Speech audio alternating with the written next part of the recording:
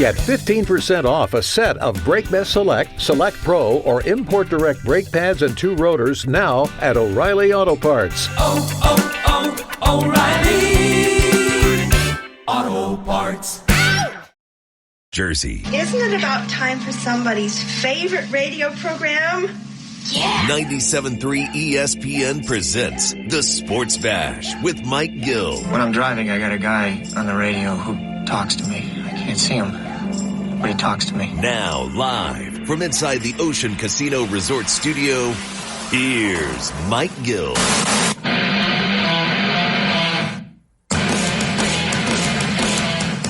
We're live on a Wednesday edition of the Sports Bash, 97.3 ESPN, the 97.3 ESPN free mobile app, and streaming live video on the X platform at Mike Gill Show. Use the hashtag SB Live. What's up, everybody? What an epic night for the Phils last night. Now, that's a lot of fun. That's a lot of fun, but we got a lot to dive into on that game. Obviously, Schwarber with an epic night, one of historic proportions, if you will. We just talked about Schwarber yesterday and the streakiness. Well, you talk about streaky. You know, this lineup is filled with guys who have streaky, but my gosh, that was a Schwarber streak if you've ever seen one last night, as he pretty much carried the Phillies back to win a game that they had no business winning. So many things to get into. Mike McGarry at the bottom of the hour, John McMullen at 3 o'clock, Jeff Mosher, Sal Paolantonio. We're going to talk to Joey Chestnut today. If you watch the Netflix special, he's going to bring you inside how that all came about and how he's feeling today. So that's at 3:30 today here on the Sports Bash. But we got to start with the Phillies last night. You know, it gets off to an awful start. It's just another epic fail night from the number 5 spot in the rotation. And, you know, this is why a lot of times I don't get so crazy about, hey, you got to get rid of Walker. You got to change him into this guy. One of the Phillies' problems is they don't have a lot of organizational depth in the system. So any guy you put into that number 5 spot, they might give you one good outing here and an outing there. But ultimately, they just don't have a guy. They already demoted Tyler Phillips today, and they call up Nick Nelson, who is going to, I would imagine, start the game the next time they need a 5th starter. But right off the get-go, you know, Schwarber homers and you're feeling pretty good. The problem was after Schwarber homered, Tyler Phillips towed the mound and gave up 6 runs, including a home run to Varsho, a home run to Barger. I mean, he just was throwing batting practice last night to the point that he didn't even get out of the first inning. They go to the second inning, and then the game kind of settles in. And then this is where the Phillies kind of get themselves going. The Stott double, and you had a 6-3 game, cuts it in half. But that was the big part about this. Schwarber comes up, hits another homer. Now it's 6-4, and you think you have a chance to get back in this game. But unfortunately, you go to Taijuan Walker, and look, Walker gave up the home run to Guerrero, and it makes it an 8-4 game now. So now the lead is kind of doubled, and you're thinking, my gosh, this Walker comes in. He gives up a 2-run homer right when we felt like we're getting back in this game. The big home run. Then in the 7th, I thought really the 7th inning was an interesting one for the Phillies, where their bullpen stinks. Toronto's bullpen is terrible. And Swanson is in, and he gives up when he walks Marsh there after coming out of the bullpen to pitch to March, you thought, all right, this is something here, right? They walk home another run. The Clemens at bat was just a great grinding at bat. He's fouling pitches off.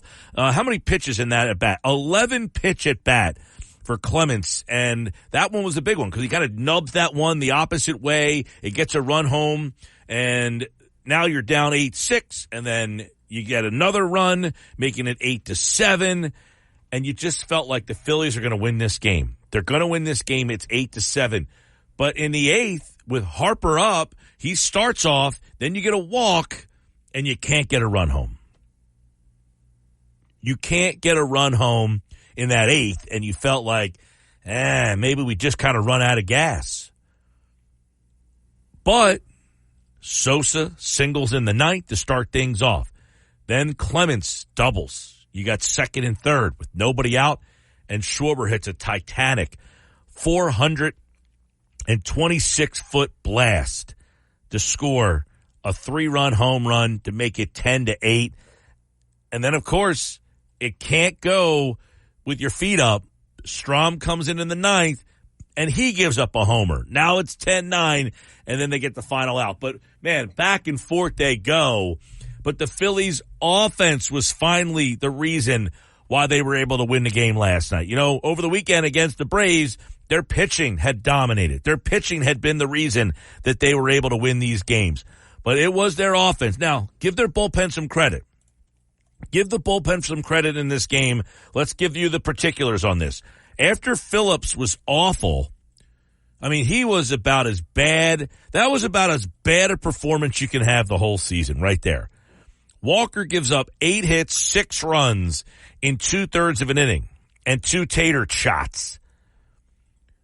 It was Taijuan Walker was the only other guy that gave up runs. Now, he pitched 3 innings in the game, gave up 2 runs. So he did get them through a rough patch, Walker. Give him some credit there. He did kind of push them through 3 innings of that game. But Phillips and Walker were the only 2 that gave up the runs, and then Strom late. But Banks came in, got 3 strikeouts. Alvarado came in, he did his job. Ruiz came in, he did his job. And then Kerkering came in, and he did his job. Yes, you had to blast through 1, 2, 3, 4, 5, 6, 7 pitchers last night. But you found a way to win that game. You found a way to win that game, and it's an interesting win because of, you know, the nature of it. All the runs scored. Braves win, so they keep pace with you. You're 7 games up there. But Milwaukee lost last night. So you gain a game on Milwaukee. You pass them. I think you're a game and a half up on them.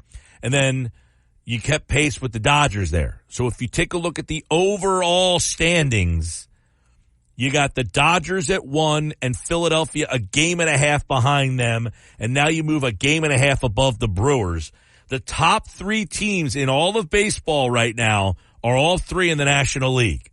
The Dodgers are 1, the Phillies are 2, the Brewers are 3, Baltimore is 4, Cleveland is 5, and the Yankees are 6.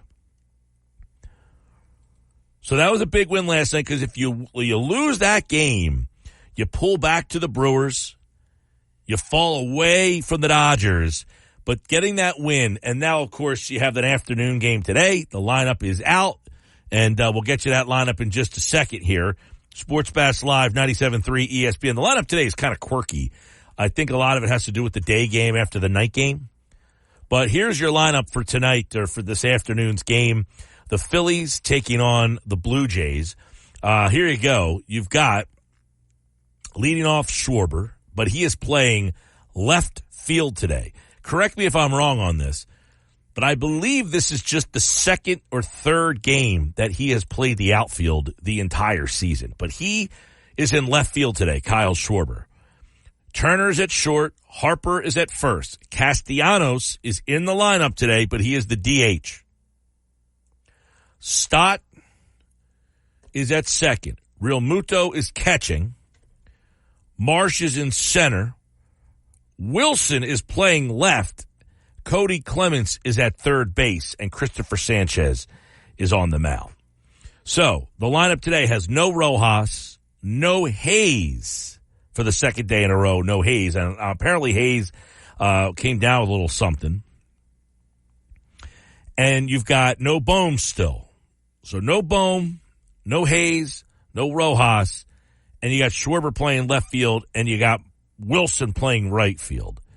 So I will say, no, with the day game after night game today, Real Muto is in the lineup. No Stubbs today. So it's a quirky lineup. It's a weird little, with the back end of that lineup with Marsh, Wilson, and Clements. But, man, Clements gave you a real good at bat last night. Wilson has produced. I don't have a problem with Wilson getting some playing time here. So you got all that happening today on the Sports Bash Live. All right, so let's kind of start back from the top. Schwarber, listen, he had a historic night last night. Mike Schmidt is the only other Philly with 3 home runs and 5 hits in a game. All right, he put himself in that category with that game last night. He has 23 leadoff homers over the last 2 seasons. The Phillies are 19-4 when that happens.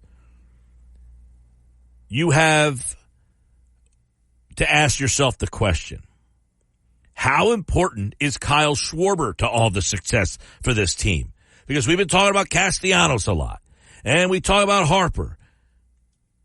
But is it really Schwarber as the straw that stirs the drink? You know, when Schwarber is rocking and rolling like this, like last night, for instance, he comes to the plate, and they don't want to pitch to him at all. They had to take the pitcher out of the game. He could be the biggest difference maker on this team. But much like we've been kind of belly aching about Castellanos the last couple, weeks, one of the problems with Schwarber is he's so streaky. The amount of streaky hitters in this lineup, the question always comes back to, listen, I love Schwarber. I'm a big Kyle Schwarber fan. But he's a streaky hitter, man.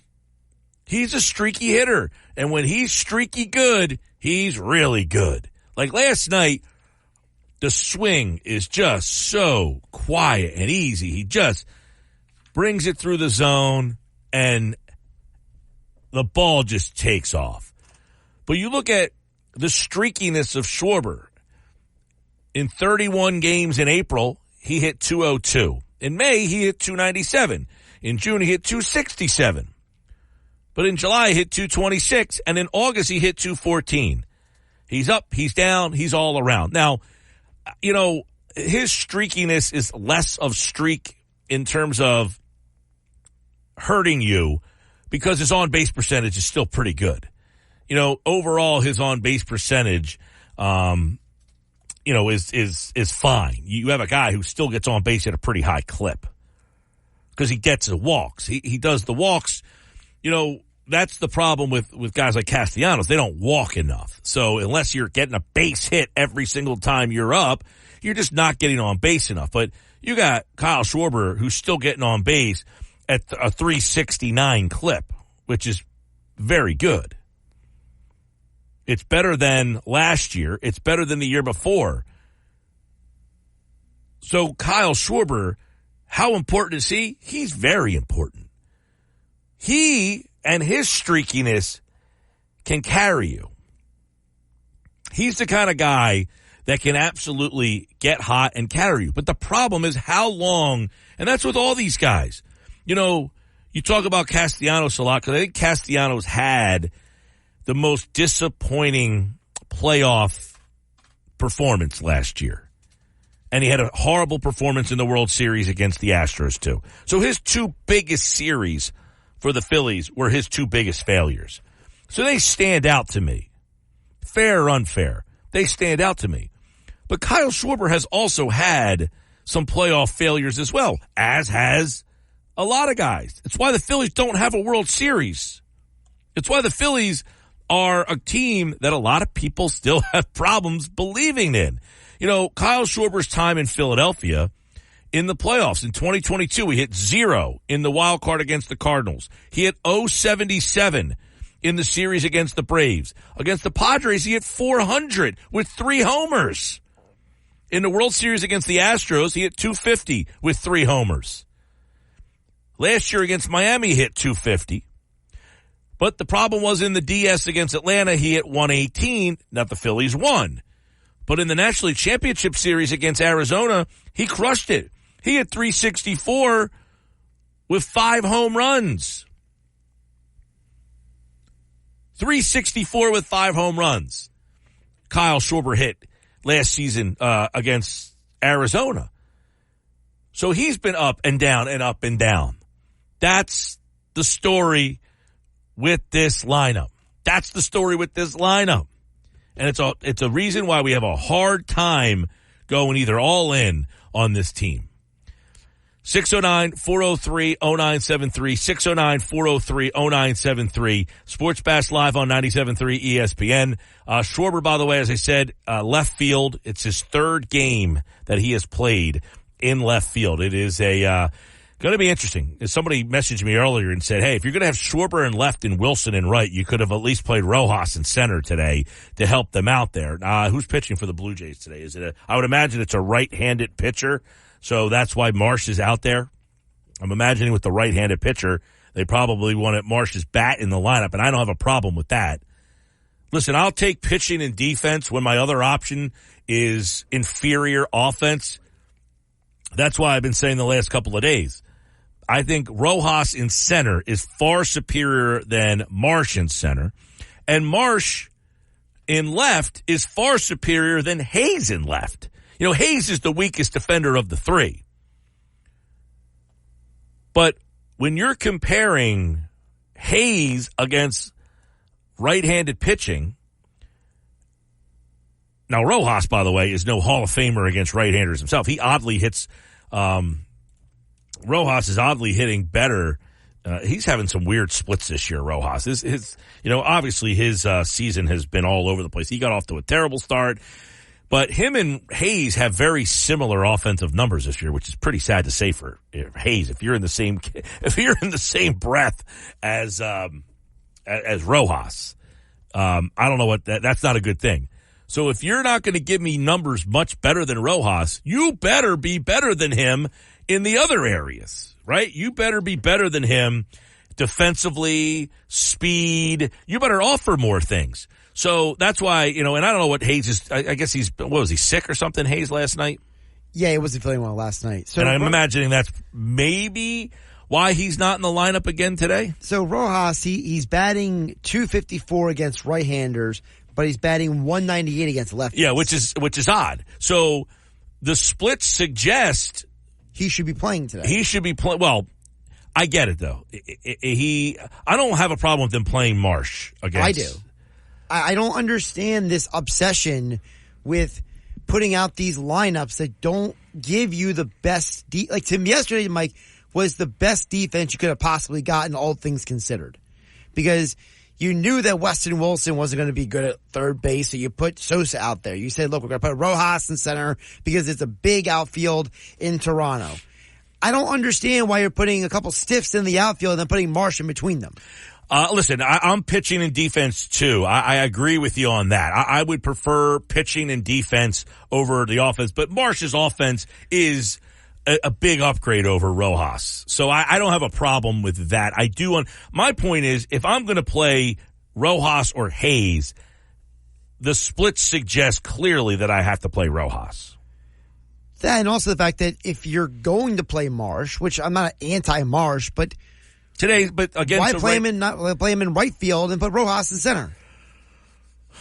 Yeah. I mean, I guess they want Wilson to get some playing time, or because Clemens is a left-handed bat, they want to try to. Well, he's playing third today, playing third base, right? So you got why play? Castellanos being out today in the field, that had someone had to play right field, right? So it could have been Marsh, right? Could have been Marsh you could have played Marsh in left. You could have played. Well, then you can't DH Castellanos. Right. So if you put Schwarber in left. They wanted to keep Schwarber in the lineup. Right. So you put Schwarber in left, put Marsh in right, and Rojas in center. And Wilson's sitting. So obviously they wanted to get Wilson today, and they didn't want to play him at third base, which I don't have a problem with that either. I don't have a problem with that. Yeah, I mean, they're trying to find time for Wilson, too. Listen, I don't love the defensive alignment in this game today, no question. I don't understand sometimes why they do some of these lineups, and it feels like they get into these modes where the organization really wants certain guys to get playing time, and it's like, well, I don't really care about who you want to get playing time. What is the best matchup? Well, offensively, the best matchup is that Marsh is playing today. I have no problem with Marsh against right-handed pitching. He is the best option of the triangle of guys against right-handed pitching. I'm not talking about Marsh. I'm saying, but Wilson, they got to try to find time for him to play. I get it. So the day game after the night game, probably. I don't know. Like, listen, I agree. I like playing my best defense. And I like defense and speed when I have the best pitching. The Phillies have the best pitching. So when I have the best pitching, their rotation leads the National League in ERA, 3.58, and their bullpen is arguably one of the better ones in baseball. So if I have the best pitching, I need to give them the best defense. This isn't rocket science. This is baseball 101. I have the best pitching and I have the best defense. I generally win. Now, if you told me my alternative was, listen, Austin Hayes against left-handed pitchers this year, okay, is hitting .350. I have no problem with him hitting at .350 against lefties. He should be playing left field against left-handed pitching. The problem for him is against right-handed pitching. He's useless. He's hitting .201. He has 32 strikeouts in 64 at-bats against right-handed pitching. So obviously he struggles there. On the flip side, Rojas against right-handed pitching is hitting .354 with 3 home runs and 22 RBIs, and he at .254, and he has stolen 15 bases. His speed, he gets on base against right-handed pitching. Obviously, the reverse splits are weird for him, but against righties, it works out great for the Phillies. Is he, for some reason, prefers hitting righties where Hayes is at his weakest? So moving forward after this series against Toronto here, it'll be interesting to see what happens with Hayes and Marsh and Rojas and now Castellanos. He got hit last night. You're wondering, like, he can obviously hit today, so that's a good sign. My other complaint about this lineup today is the last time Kyle Schwarber played in the outfield, he got hurt. Now you're playing him on that turf in Toronto? Yeah. I don't love playing Schwarber in the outfield today either. Like, if you're going to play on the outfield, wait till you get to a grass field. At least you have a sliver of hope. Yeah, listen. To me, pitching, defense, all 9 innings of the game, give me my best pitching and defense. To say that pitching or defense is only valuable late in a game is the most asinine thing I've ever heard. You could give up a run in the 3rd inning of a game and lose 3-2. Yes. And it could be a blunder because you don't have your best defense out there. Why would I put a 200 hitter in the field when I have another 200 hitter that's a better defensive player? It makes no sense. It makes no sense. You have 2 guys. They both are hitting 200. One is a better defensive player. One offers more speed. Why would I take the lesser defensive player and the slower guy if they both hit the same batting average? Makes no sense to me. I don't get it. I just cannot comprehend it. And listen, if Hayes is hitting against lefties, .350, .402 on base percentage, he needs to play. Hayes needs to play against lefties. Against righties, 232 strikeouts in 64 games. There's no reason to put him out there. 0. Save him for late in the game when a left-hander comes out of the bullpen and faces Marsh. At that point, now you have Hayes to hit for Marsh. It gives you another weapon, another bat off the bench. This is elementary stuff. This isn't even debatable. That's what the Phillies need to start focusing on now. Getting this lineup to where it needs to be for October to cut down on giving up runs, playing your best defense, and hopefully these guys getting streaky hot. That's what we're looking for. Hey, Sports Bash Live 97.3 ESPN. This Friday, we are live at the Landmark in in Glassboro. The Landmark on the campus of Rowan College in Glassboro, 1 Mullica Hill Road. Stop out, have a beer with amazing food, $3 Bud Light bottles and drafts, $5 neutral vodka sodas, and then stay for the first Eagles game of the season as they take on the Green Bay Packers. That's this Friday, Happy Hour Friday at the Landmark Americana in Glassboro. Coming up, Mike McGarry from the Press of Atlantic City, pressofac.com, joins me live on the Sports Bash. At your job, do you ever have to deal with a nose roller? How about a snub pulley? Well, if you're installing a new conveyor belt system, dealing with the different components can sound like you're speaking a foreign language. Luckily, you've got a team ready to help.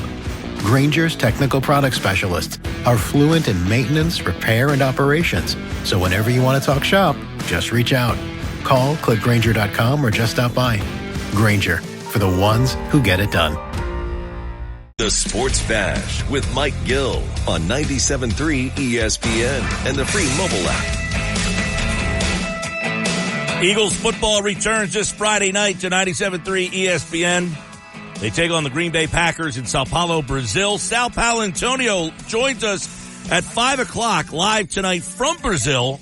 Boots on the ground in Sao Paulo. Sal Pal in Sao Paulo tonight on the Sports Bash at 5 o'clock. In 1 hour, we'll talk to Joey Chestnut from the Netflix Chestnut Kobayashi Unfinished Beef Special. He ate 83 hot dogs Labor Day.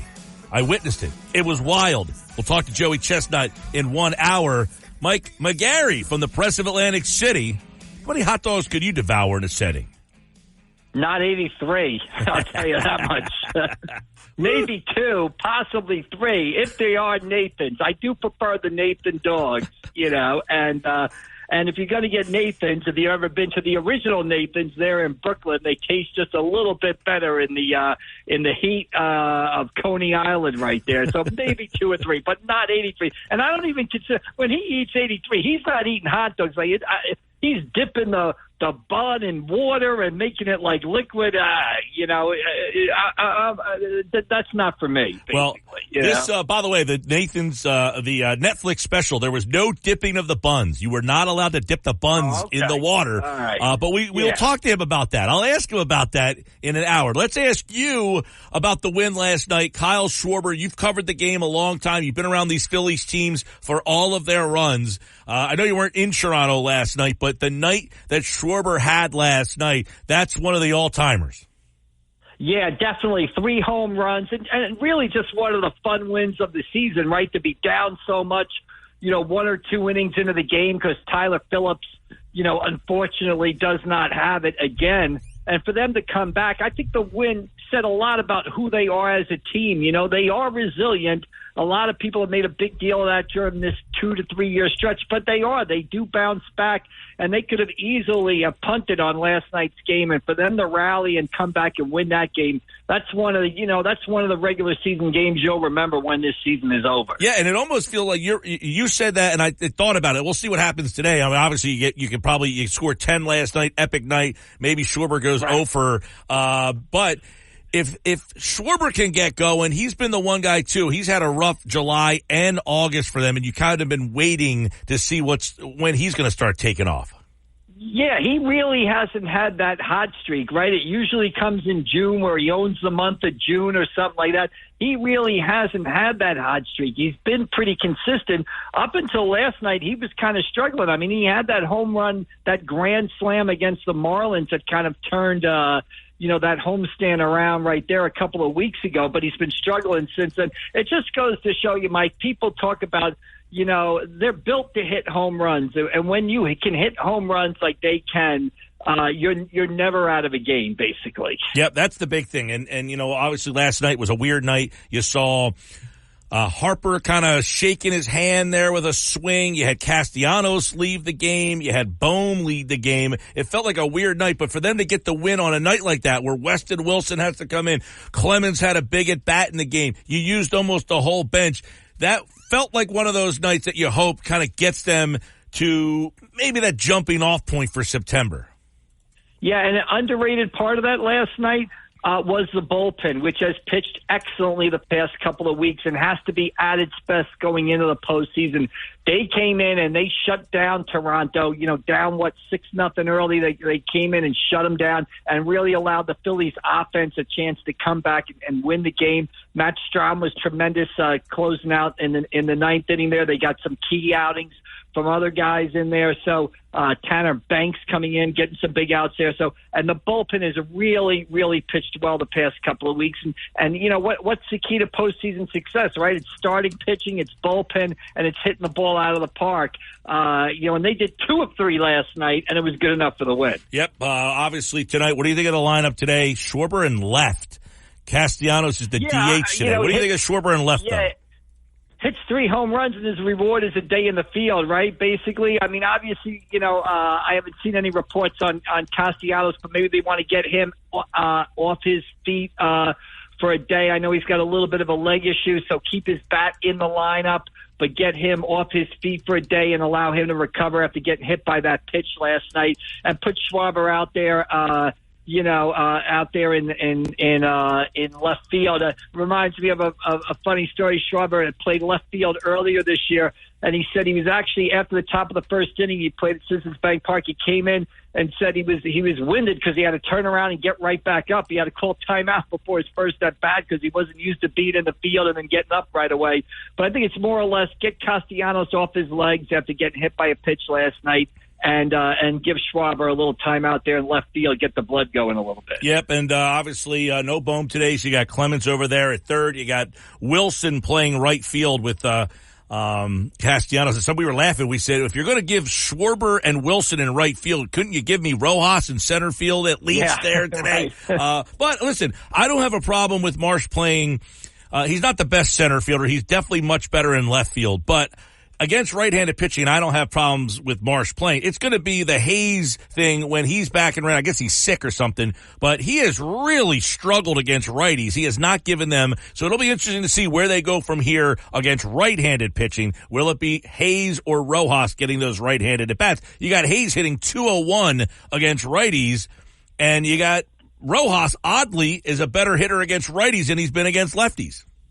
Yeah, a couple things there. First of all, when the Phillies, maybe the Baltimore Orioles knew what they were talking about because they were basically using Hayes as a platoon player basically while he was in Baltimore.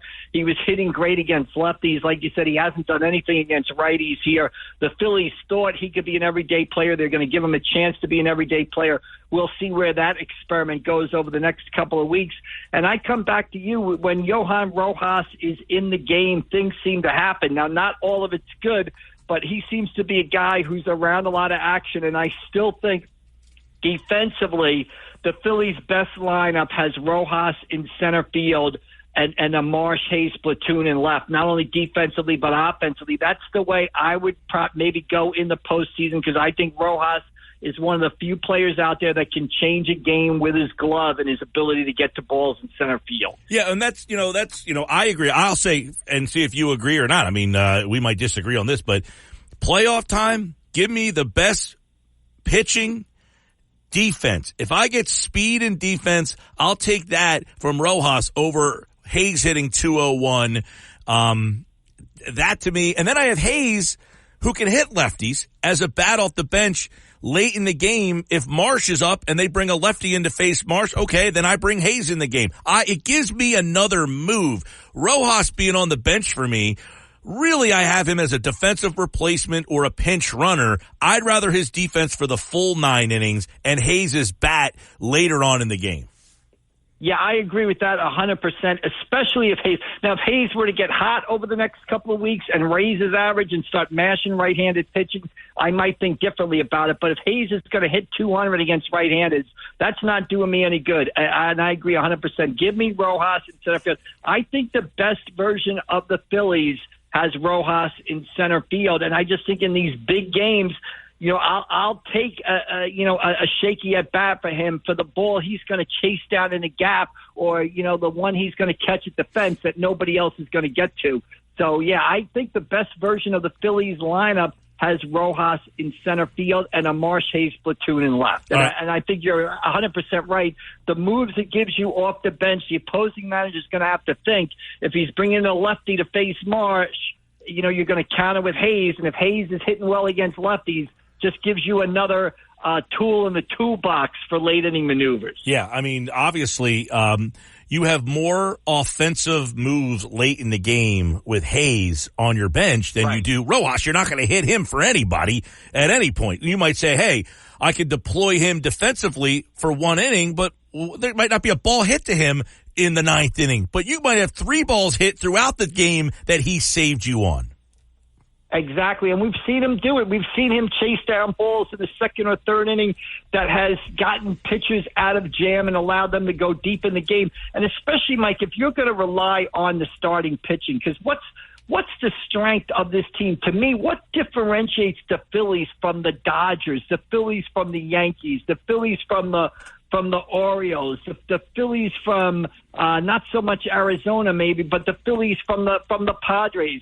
It's the starting pitching. It's Wheeler, Nola, Suarez and Sanchez. And if that's the quality that differentiates you from the teams that you're trying to compete against for a World Series, why wouldn't you, sort of pump that up with Rojas in center field and make that even a better quality than it is right now and a bigger difference between you and the teams you're trying to beat? I totally agree with that. Mike, let me get your thoughts on what the Phillies can do. Where do they go from here for the 5th spot? They're going to call up Nick Nelson. He's only started a handful of games in the minors. I don't know if he's one of these 3-inning guys that you hope or what, but is that going to be something that's a problem? Or listen, they don't need that spot very often. You're in a race here for the number 1 seed, so they got to figure something out there. Yeah, they got to figure something out. I mean, I would think they'll probably try to bullpen it through. You're probably going to need that 5th guy, maybe 4 or 5 times more. So we'll see what happens. But I think, they'll try to bullpen it through, maybe bring Kobe Allred back, see if he can pitch well. But it's clear that, Tyler Phillips, great story. Bishop Eustace graduate, had some great moments during the season, but you can't put him back out there. And then Taijuan Walker comes in. He gives up a 2-run home run last night, so you can't put him back out there. So I think you just try to grin and bear it and try to get through it as best you can. But, Mike, can you imagine the tone today if the Phillies hadn't come back and won that game? What people would be saying today? People would be livid, basically. Well, and it's one of those things where you can't make judgments on a guy based on one positive start. He had that complete game shutout against a good Guardians team and has been miserable after that. I mean, so it was like, wow, we might have found a guy here. No, he pitched one good game, and you're thinking, I don't know how he was able to do that against a good team like the Guardians. And that's why, this Kobe Allred, everyone's saying, why not him? Well, number one, he cannot come up and pitch until September the 10th. When he got sent down, He has to spend 15 days in the minors, so he has to stay down there. But people act like it's a rite of passage that Kobe Allred is going to come in here and solidify that spot. Yeah, well, the truth is there's a reason why Kobe Allred is in the minor leagues, was in the minor leagues to start the season, and it's probably only a matter of time before he walks out there and he implodes, basically, right? So yes. I think they've got to try to piece it together. They've got to do the best they can to get through it. Bullpen game is probably the way to go, especially if their starters go deep into games before that, so to keep that bullpen fresh. But you're right. It is interesting. They are still, I think the magic number to win the division is 18, but they're in that battle for one of the top 2 seeds, and I think it's important for them to get the top 2 seed, though I wonder how much emphasis they're going to put on it. It's been my experience over the years that a lot of professional teams don't really worry about seeding. They just want to get into the playoffs, but this is a big difference. The less games you got to play in the postseason to win a World Series, with how random baseball can be, especially October baseball, the better it is for you. Well, we'll see it all unfold as the Phillies take on the Blue Jays in the final game of that series. They got some interesting ones. 7 with your Mets. How interesting are they going to be? And the Mets playing well right now. I think, what are they, a game back of the Atlanta Braves? They swept the Chicago White Sox over the weekend. They've taken 2 from the Boston Red Sox. They're playing well.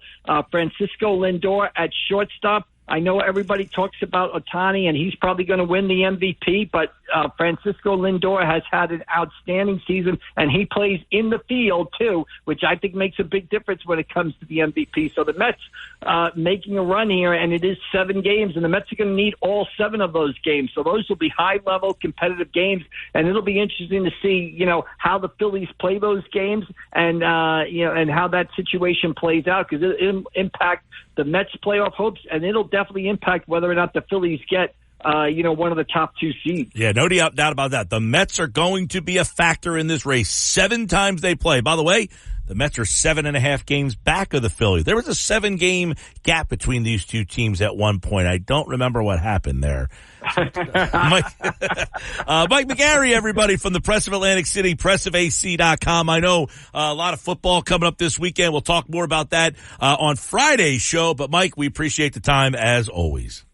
All right, we'll see you down the road, guys. Thanks. All right, there's Mike McGarry from the Press of Atlantic City here on the Sports Bash Live on 97.3 ESPN, the 97.3 ESPN free mobile app, and streaming live video on the X platform at Mike Gill Show. Don't forget, coming up, Joey Chestnut's going to join me at 3:30 today. John McMullen, you know, the Eagles released their injury report today, and there is a key player, or how key of a player is it?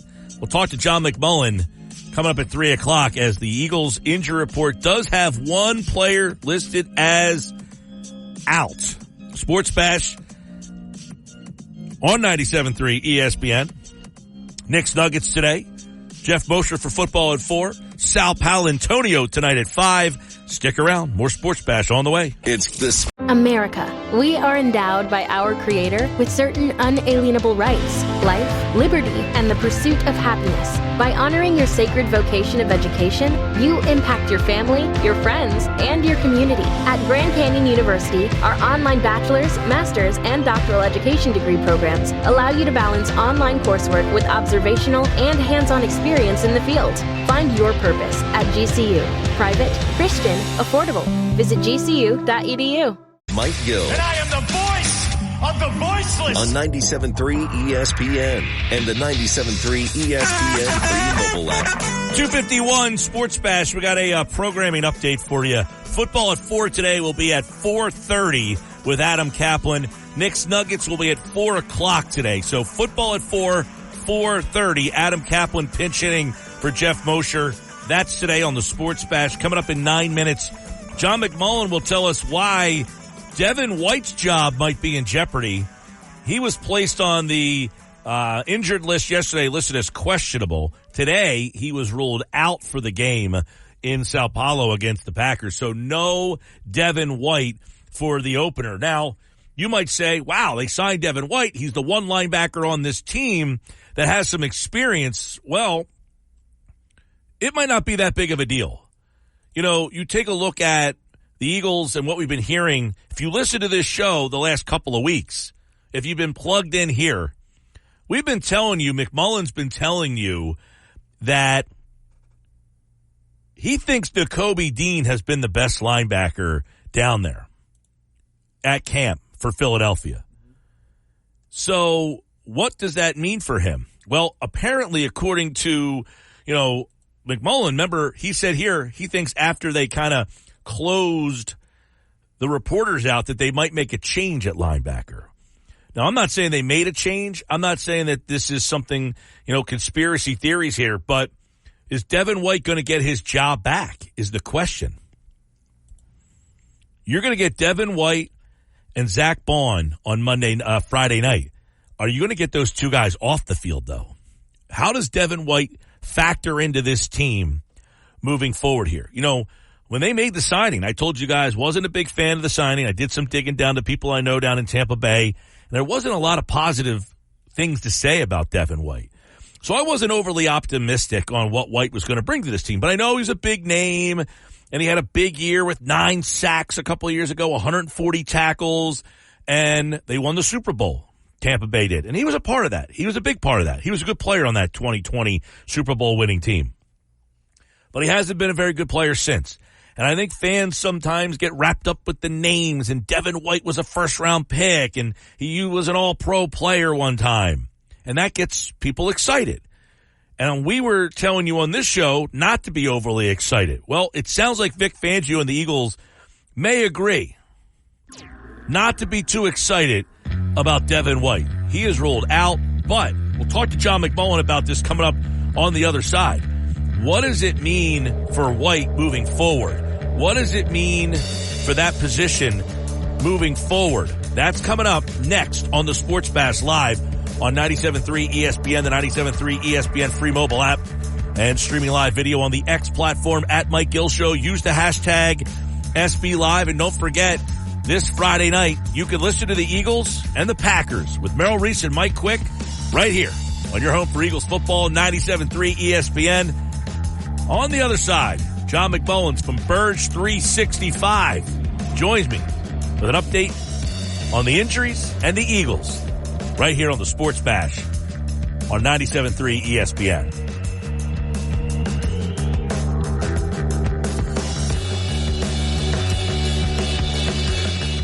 This is the Sports Bash with Mike Gill on 97.3 ESPN and the 97.3 ESPN free mobile app.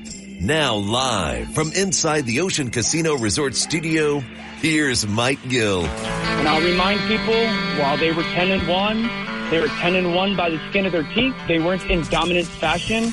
Obviously, the way the offseason has gone, whether you believe the reports are true, the friction or the unrest between the head coach and the quarterback, if they don't get out to a good start and are playing good, winning football, it's going to get really noisy there real quickly. That was Dan Orlovsky. As the season is here, the Eagles and the Packers Friday night. You can listen to the game on 97.3 ESPN. We'll talk to John about a slow start and what it means for this team. But let's start off with the news that came down this morning. Devin White not traveling to Brazil. He's been ruled out, John. Maybe a surprise that he's not playing in the game. But will we see Devin White have a role on this team moving forward? Let's get into that now with John McMullen, host of Birds 365 weekday mornings at 8 a.m. on the Jacob Media YouTube channel. This came down when I was live with you this morning, John. And, I guess the fact that he's not playing, you can comment on how surprised you are about that. But you might not be surprised if we see him on the field at any point moving forward. No, it wouldn't surprise me. I mean, the Eagles did try to trade him at the cut down, which, it's no surprise they couldn't. He signed here for $3.5 million guaranteed. So there wasn't a tremendous groundswell to sign him in free agency. So no surprise, you're not going to be able to flip that. I think a lot of it has to do with the Eagles getting more comfortable with their younger linebackers, particularly Ben Van Sumeren and Jeremiah Trotter Jr. And of course, Nakobe Dean kind of overtook them probably about 2 weeks ago from the standpoint of just really excelling and taking over and clearly defining himself as the Eagles' best linebacker. So I tried to warn people, but they were very excited about a guy who was once the 5th overall pick. And for whatever reason, that's hard for people to put in the rearview mirror, but he's not that kind of player. Now, when you say he's still on the team and, if Nakobe goes out there against Green Bay and plays poorly, or Nakobe or Zach Bond plays poorly, conversations open up again. But even at this point, I think as evidenced by the fact that he's not on the plane to Brazil.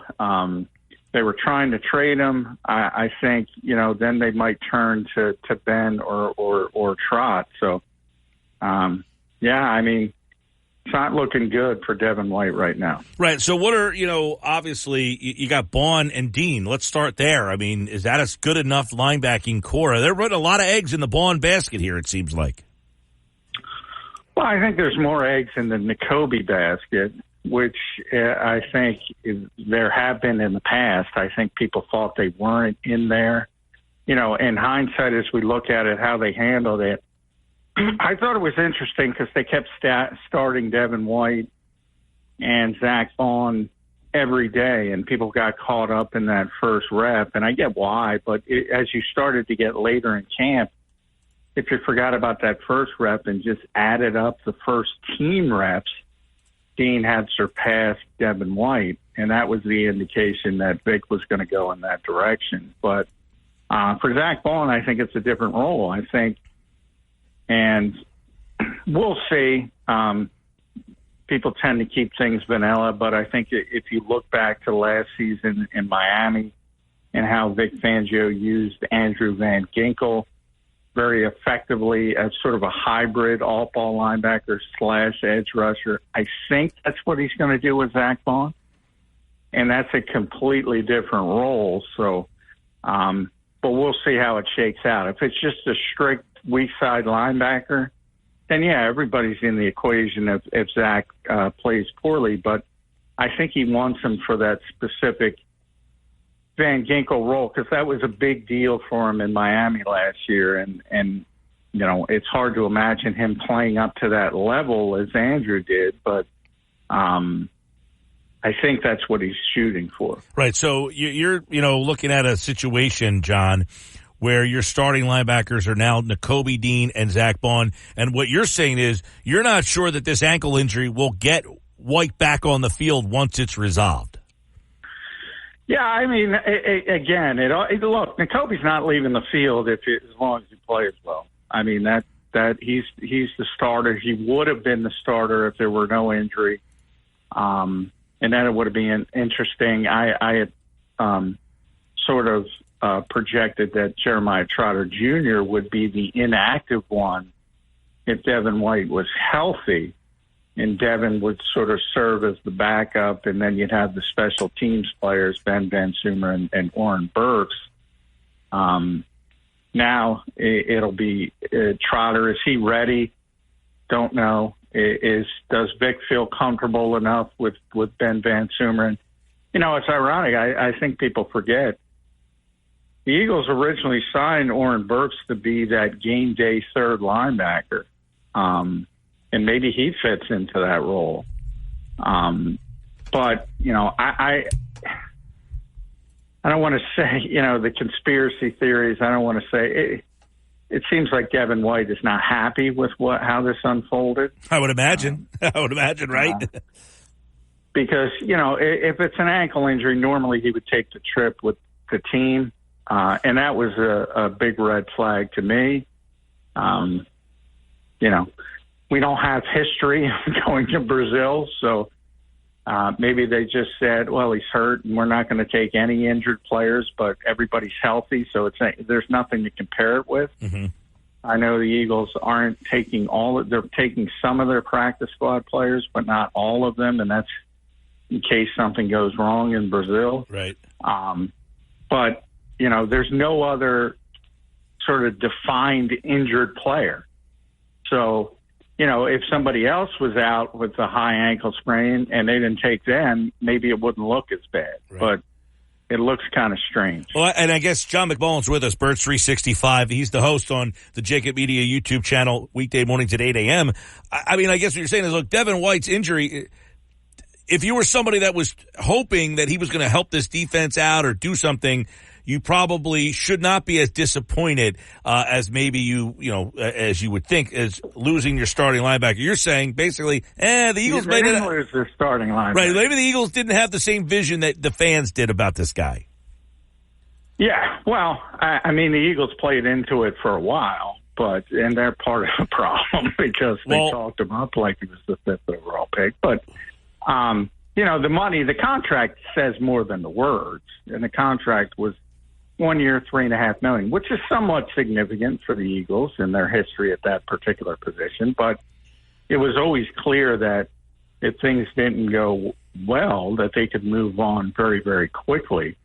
And, part of it was, I think Vic wanted to light a fire under Nakobe Dean, and I think it worked because I think Nakobe took on that challenge when he finally got healthy, and he lapped it. He lapped that challenge. So for those who think the Eagles lost the starter, Nakobe Dean was going to start week 1, no matter what. Mm-hmm.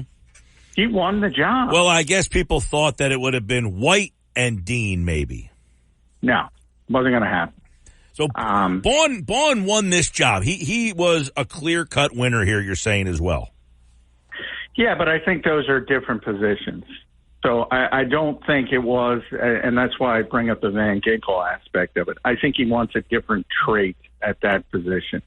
Now, if it doesn't work out, maybe you turn it more into a traditional linebacker mindset where it's just essentially the two guys can flip-flop at any point. Yeah. But I don't think that's what Vic is looking for. So I think Zach, and one of the giveaways as well was, and I mentioned this on the show this morning, was the slash. College teams use it a lot when they don't have defined starters to have one guy and then slash another guy.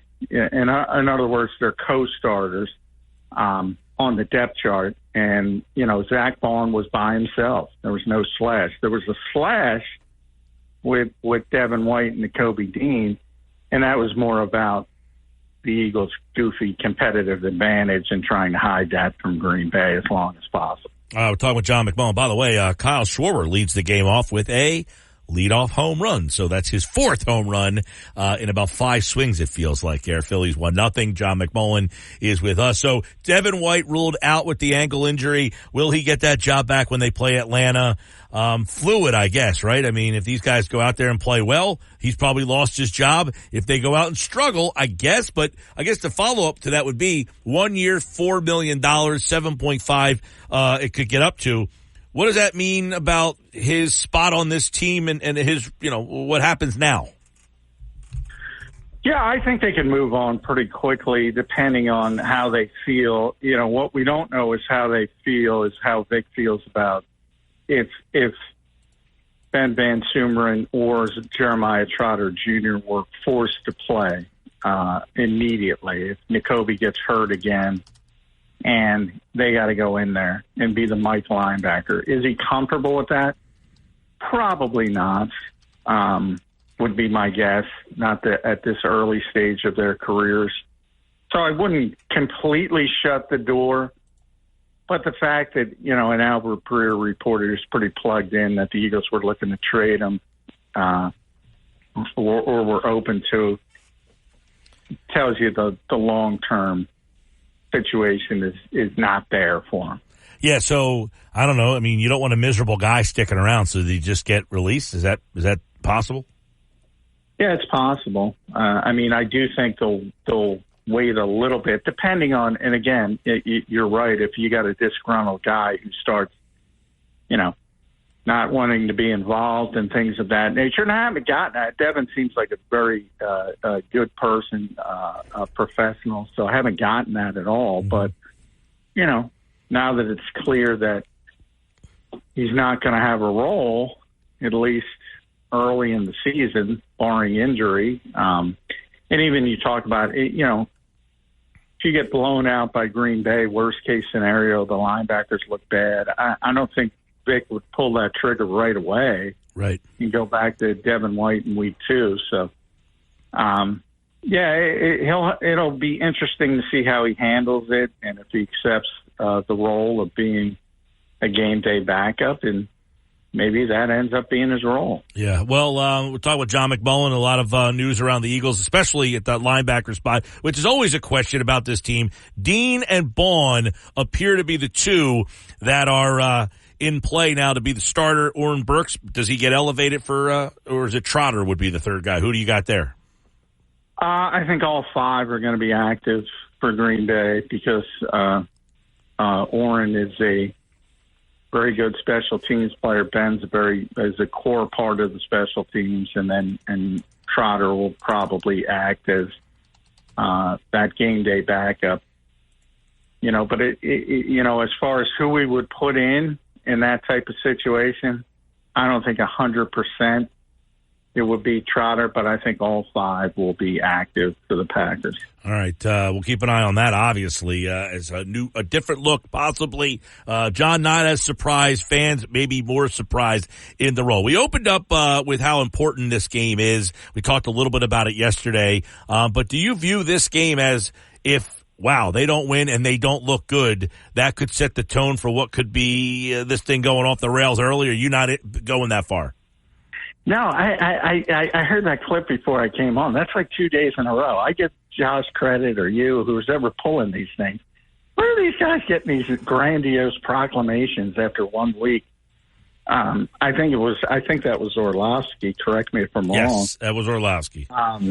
Yeah, I mean, they want to win the game. I think it would be not good if they lost it, because I think Green Bay projects to be a very good team. But even in that case, what if Jordan Love gets hurt in week 4 and then Green Bay's not even relevant? So to make those grandiose proclamations after one game, win or loss, is kind of goofy to me. But I mean, we know we're in Philadelphia, in the Philadelphia area, and when they don't win, a lot of people start chirping. So from that aspect, and certainly the expectations are what the expectations are. Yeah. So there's tremendous pressure on the head coach and the quarterback, but there always is.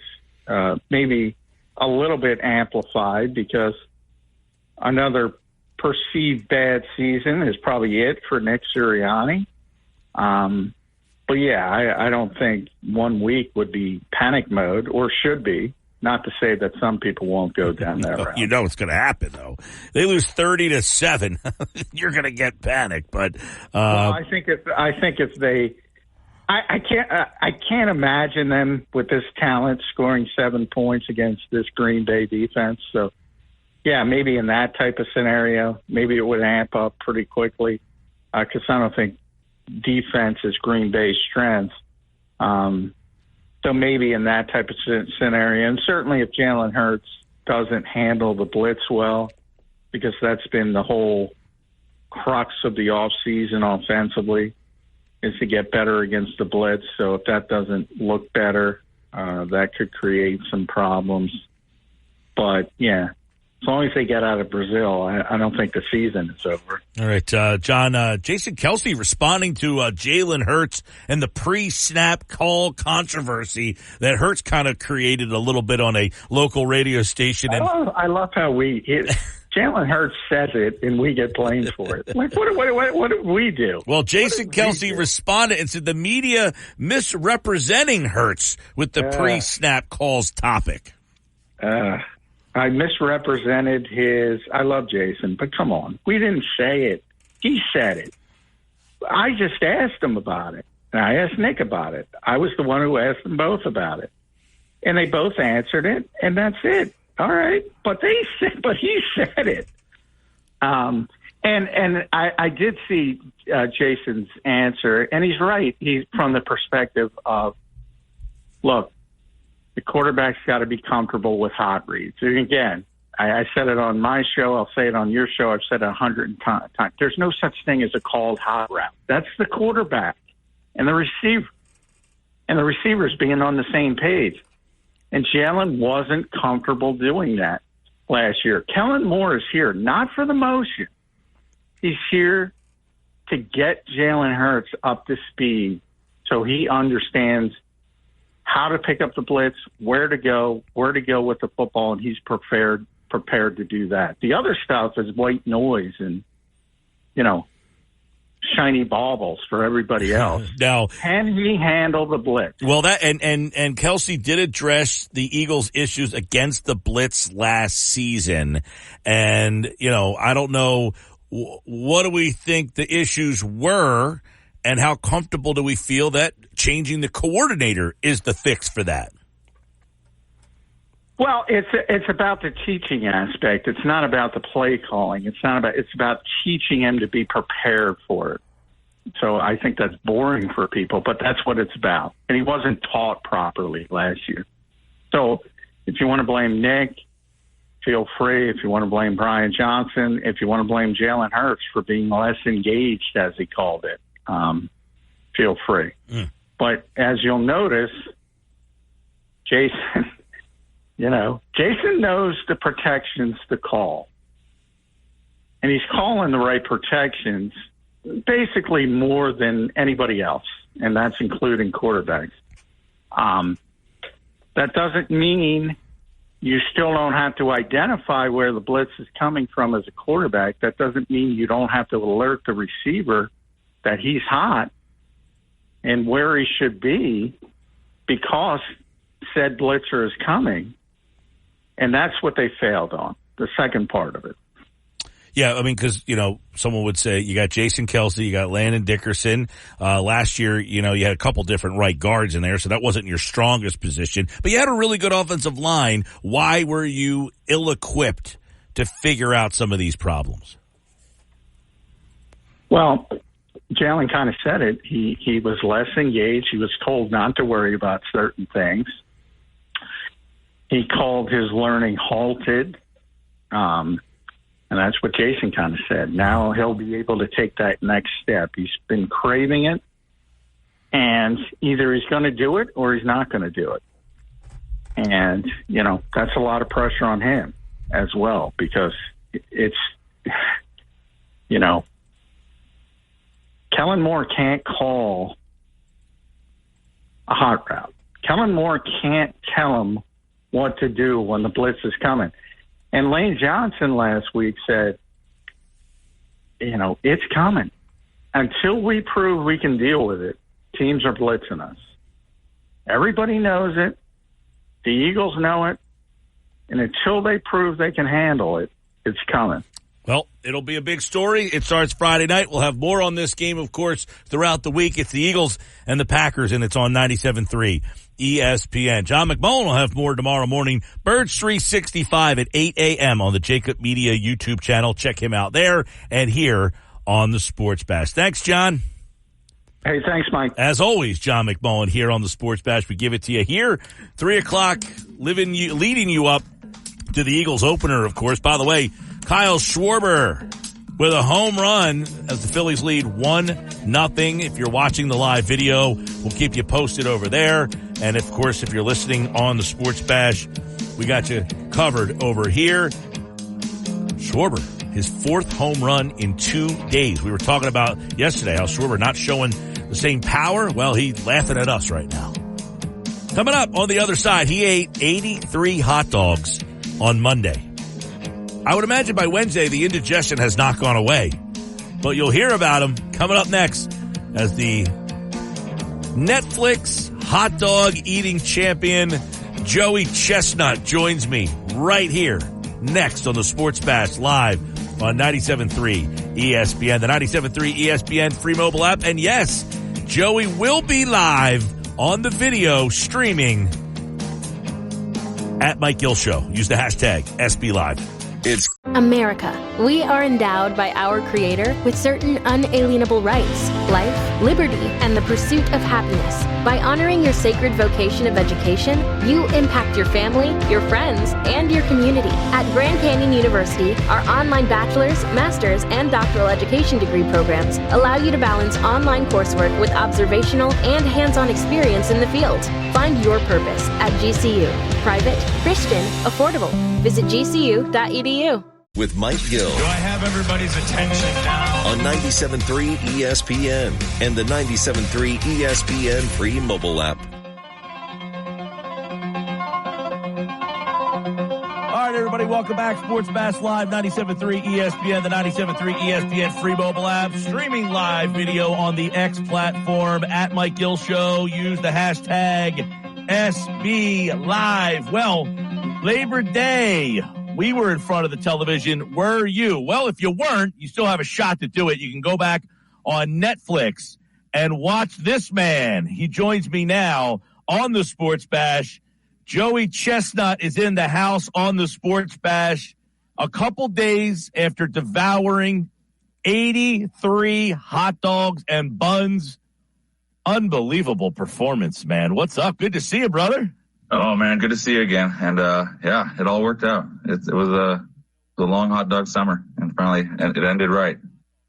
It ended right. You know, we'll get into the whole what, why, where, and how, but 83 hot dogs. I mean, who goes into a day, like, is that a number that you're like, I want to shoot for 80-plus hot dogs? We know you've been near there. But take us through that day and, like, leading up to that event and walking out there on that stage. It has to be a wild time in your mind. Oh my gosh. Yeah, it was, it sounds dorky to say it was a little bit emotional, but it was. I hadn't been competing against Kobayashi. I haven't competed against him in years. It was after not competing on the 4th of July. It's the eating community is a weird community. We're all friends. And so in the audience, there were eaters from 19 years, like from my whole, so they all the eaters showed up for me and Kobayashi, and they were yelling, and it was a great environment. And walking out, I knew that, oh yeah, that we're going to push each other hard. We're getting personal bests, and it's going to be awesome. You mentioned afterwards that the fact that Kobayashi was on the stage with you, that kind of pushed you to the next level. How much did that kind of change? Because you've been so dominant in this sport. It's almost like you go up there and you're almost competing against yourself year to year. That's not to take anything away from the other competitors, but the gap had been so wide. How did it change by having someone that you knew could push you in this type of event? without the threat of losing, you're never going to push yourself to a new limit. And for years I played it safe. There were times there were contests where I'd have burps, and instead of keep pushing hard and risk take a risk of having a reversal. I'd play it safe. This contest I had burps, and I was pushing hard. At the end you could see that I wasn't going to slow down just because some air was coming out. It was I was pushing it wasn't comfortable, but it was that's what I had to do in order to make that 80 plus number. I think everybody who watches, by the way, Netflix, you can watch the Joey Chestnut, Kobayashi Unfinished Beef special. You can check it out. It was fun. It was well done. It was a fun environment. You had Stoney doing the wings, the watermelon thing, and then you guys came out. There's a little background on it all, but Joey, can you give the people a little bit? Now, for full disclosure, I met Joey randomly in Vegas at the hotel bar. I think it was at the Luxor where this event ended. So was that what you were there for? Yeah, no, it wasn't for that. I was just there I was hanging out drinking. All right, so you're hanging out. I bump into Joey Chestnut, and at first I'm not thinking much, and then after like 3-4 takes, I'm like, "Are you Joey Chestnut?" And he starts laughing. We get to talking. You subtly kind of mentioned something's happening. How did this all happen with Kobayashi and the Netflix? Because this was really a cool, different event. Obviously, the Nathan's thing, that's a whole nother story. But this seemed like this was something that you kind of wanted to kind of do to kind of challenge yourself more. It was, it's been a long time in the making, about, a little over 2 years. And I think December, Netflix was really on board, and Netflix that had brought it. We like Kobayashi was on board, so it really started picking up steam in December, and then around Super Bowl we had an agreement in place, and it was guaranteed going to happen. It took a long time because Kobayashi and me we don't talk. He's very competitive and he holds a grudge, which is all right. It makes me.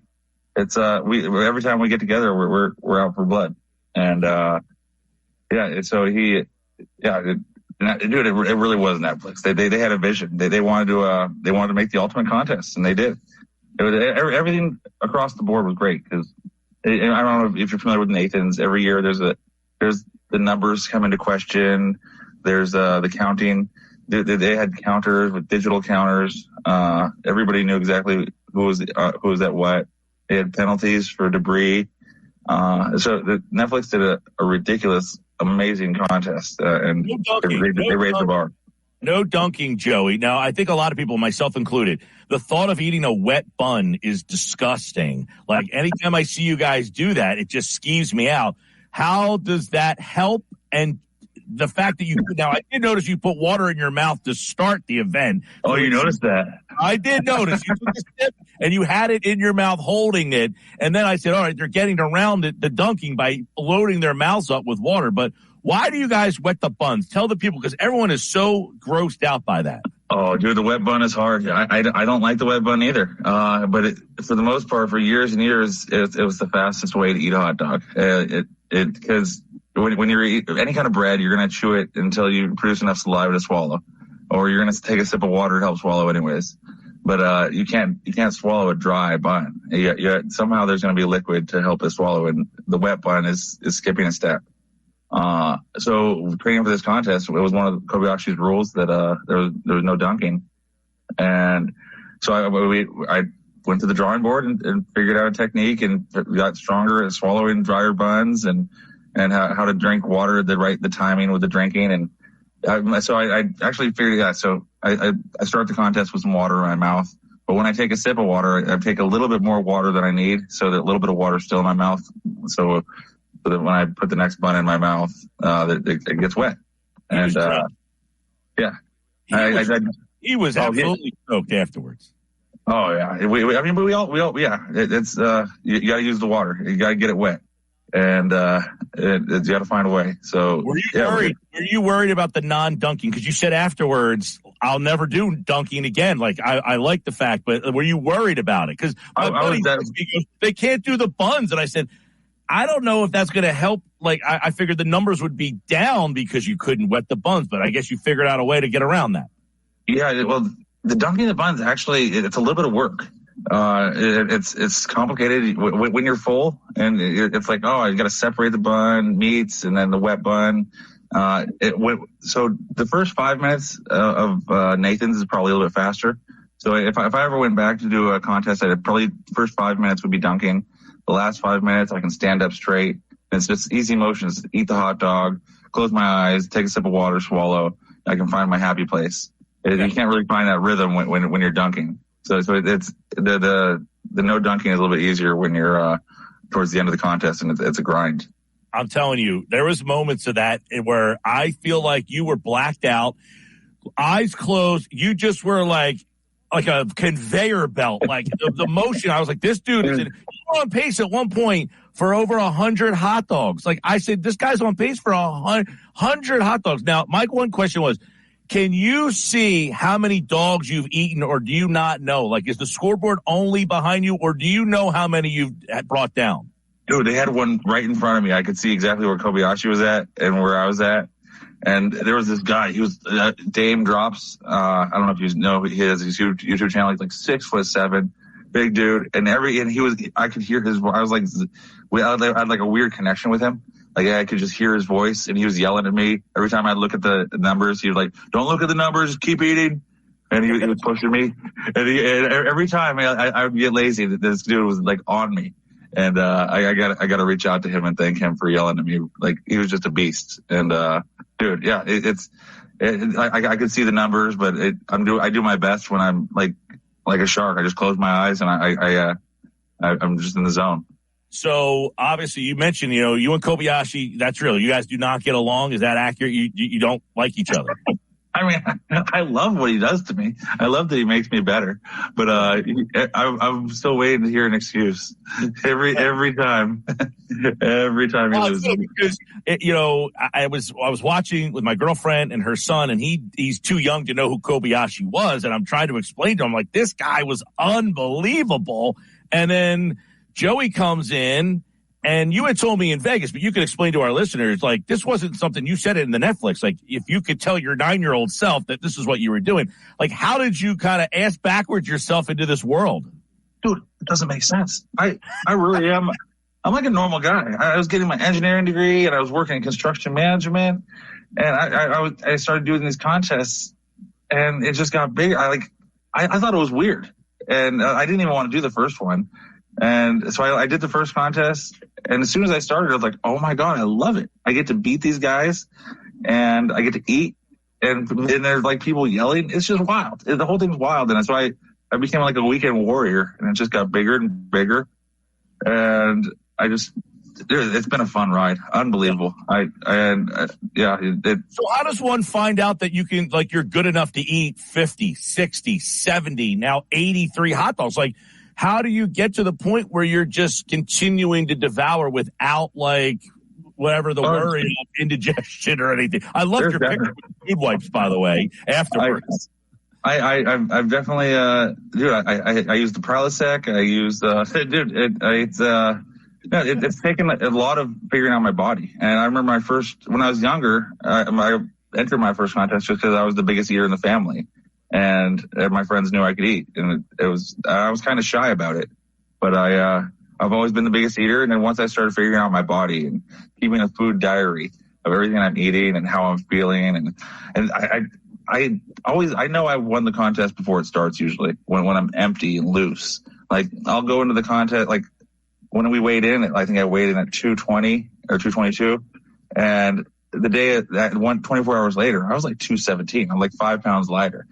And so oh yeah, I'm like way lighter now than do you eat a lot the day before, or is that like? No, I stopped eating the day before. I go about 36 hours, no solid food at all, water, lemon juice, some oils. I make sure it's a cleanse. I go in and it's like, oh yeah, baby, it's empty and I'm a chubby guy, but when I suck in my stomach day of a contest, it's like, yeah, there's going to be 22, 24 pounds of food in there. Wow. So I'm sure you get asked all the time, like, do you eat hot dogs often, or is it like, nope, one-time thing? You know what? I'm actually kind of craving a hot dog 2 days after. You know what's funny? So, by the way, Joey Chestnut's with us. Check out the Netflix special. It's Unfinished Beef, Chestnut, Kobayashi. Soon as we're done, I no lie, my girlfriend's son said, can we have hot dogs and wings for dinner? We made Labor Day night, hot dogs and wings on the grill. He wanted hot dogs and wings. You might have created a competitive eater. That's awesome. Yeah, eating really is like the best thing in life. I mean, it's I think everybody can kind of relate to it. So I never thought that I'd be in this, but I'm so happy that I'm part of people's food experience.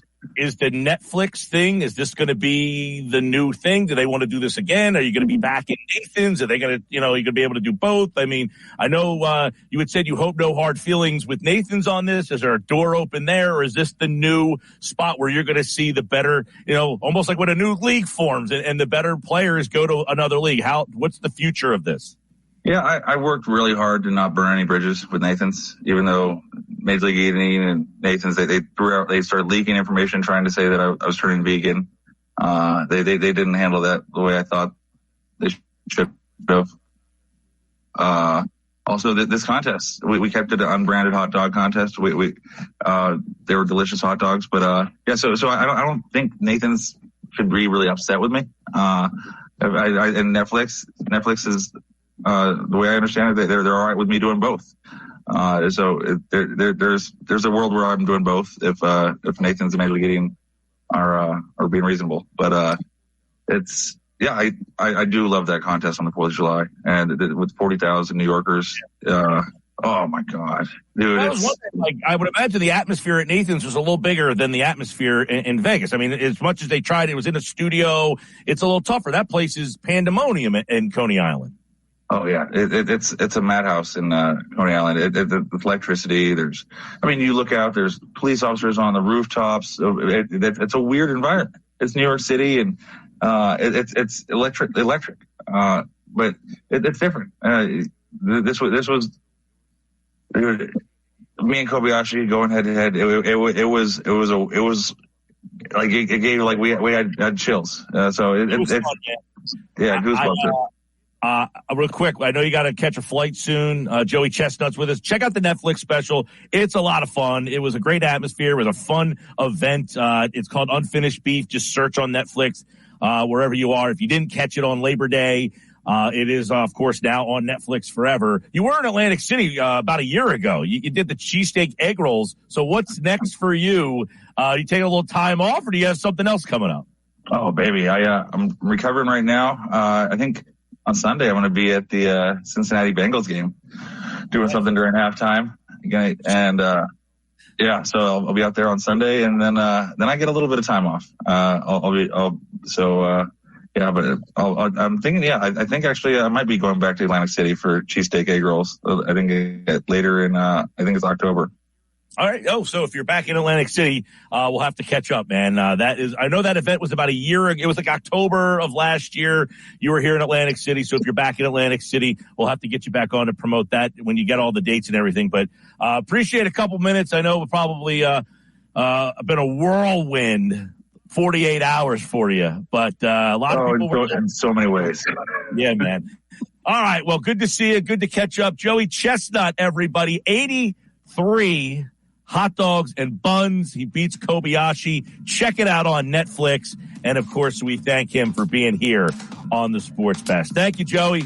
Oh, thank you, bud. All right. He is, of course, Joey Chestnut. We'll have more coming up here on the Sports Bash. Stick around.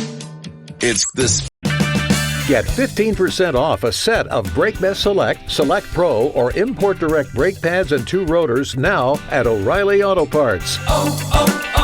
O'Reilly Auto Parts. With Mike Gill. Do I have everybody's attention now? On 97.3 ESPN and the 97.3 ESPN free mobile app. All right, time now for the NFL 5-5 Ugly 5. 5 best, 5 worst teams. This is the preseason picks. It's brought to you By Jenkins & Sons, plumbing, heating for heating and air conditioning, installation, service, maintenance, plumbing, or drain cleaning service. Call 609-641-6262. Online, jenkinsandsons.com. NFL, Find 5, Ugly 5. Here we go. Number 5 of the Ugly 5, I got the Saints. There is nothing exciting about this team at all. They have to be the most blah team in the league. In a league that I don't know that really has 5 doldrums this year, I think there's a lot of mediocrity. The Saints are at the bottom level of mediocrity. Yeah, there is definitely a lot of mediocrity in the NFL this year. So, I mean, you could have debated between a few different teams for 5. Yeah, I didn't really have a strong 5. I just kind of went with them. Denver's my number 4. Not a big Bo Nix guy. They don't have a lot of exciting skill players either. You know, not much there. Their defense was pretty good 2 years ago. It's not as good now. They did sign Surtain for a long-term deal. I got the Denver Broncos at number 4. Number 3, give me the New York Football Giants. I think this team stinks. Their line stinks. Their quarterback stinks. They don't have great running backs. Singletary's all right. I like Neighbors. I do. Their defense is pretty good, though. Their defense is good. That might be their only saving grace this year.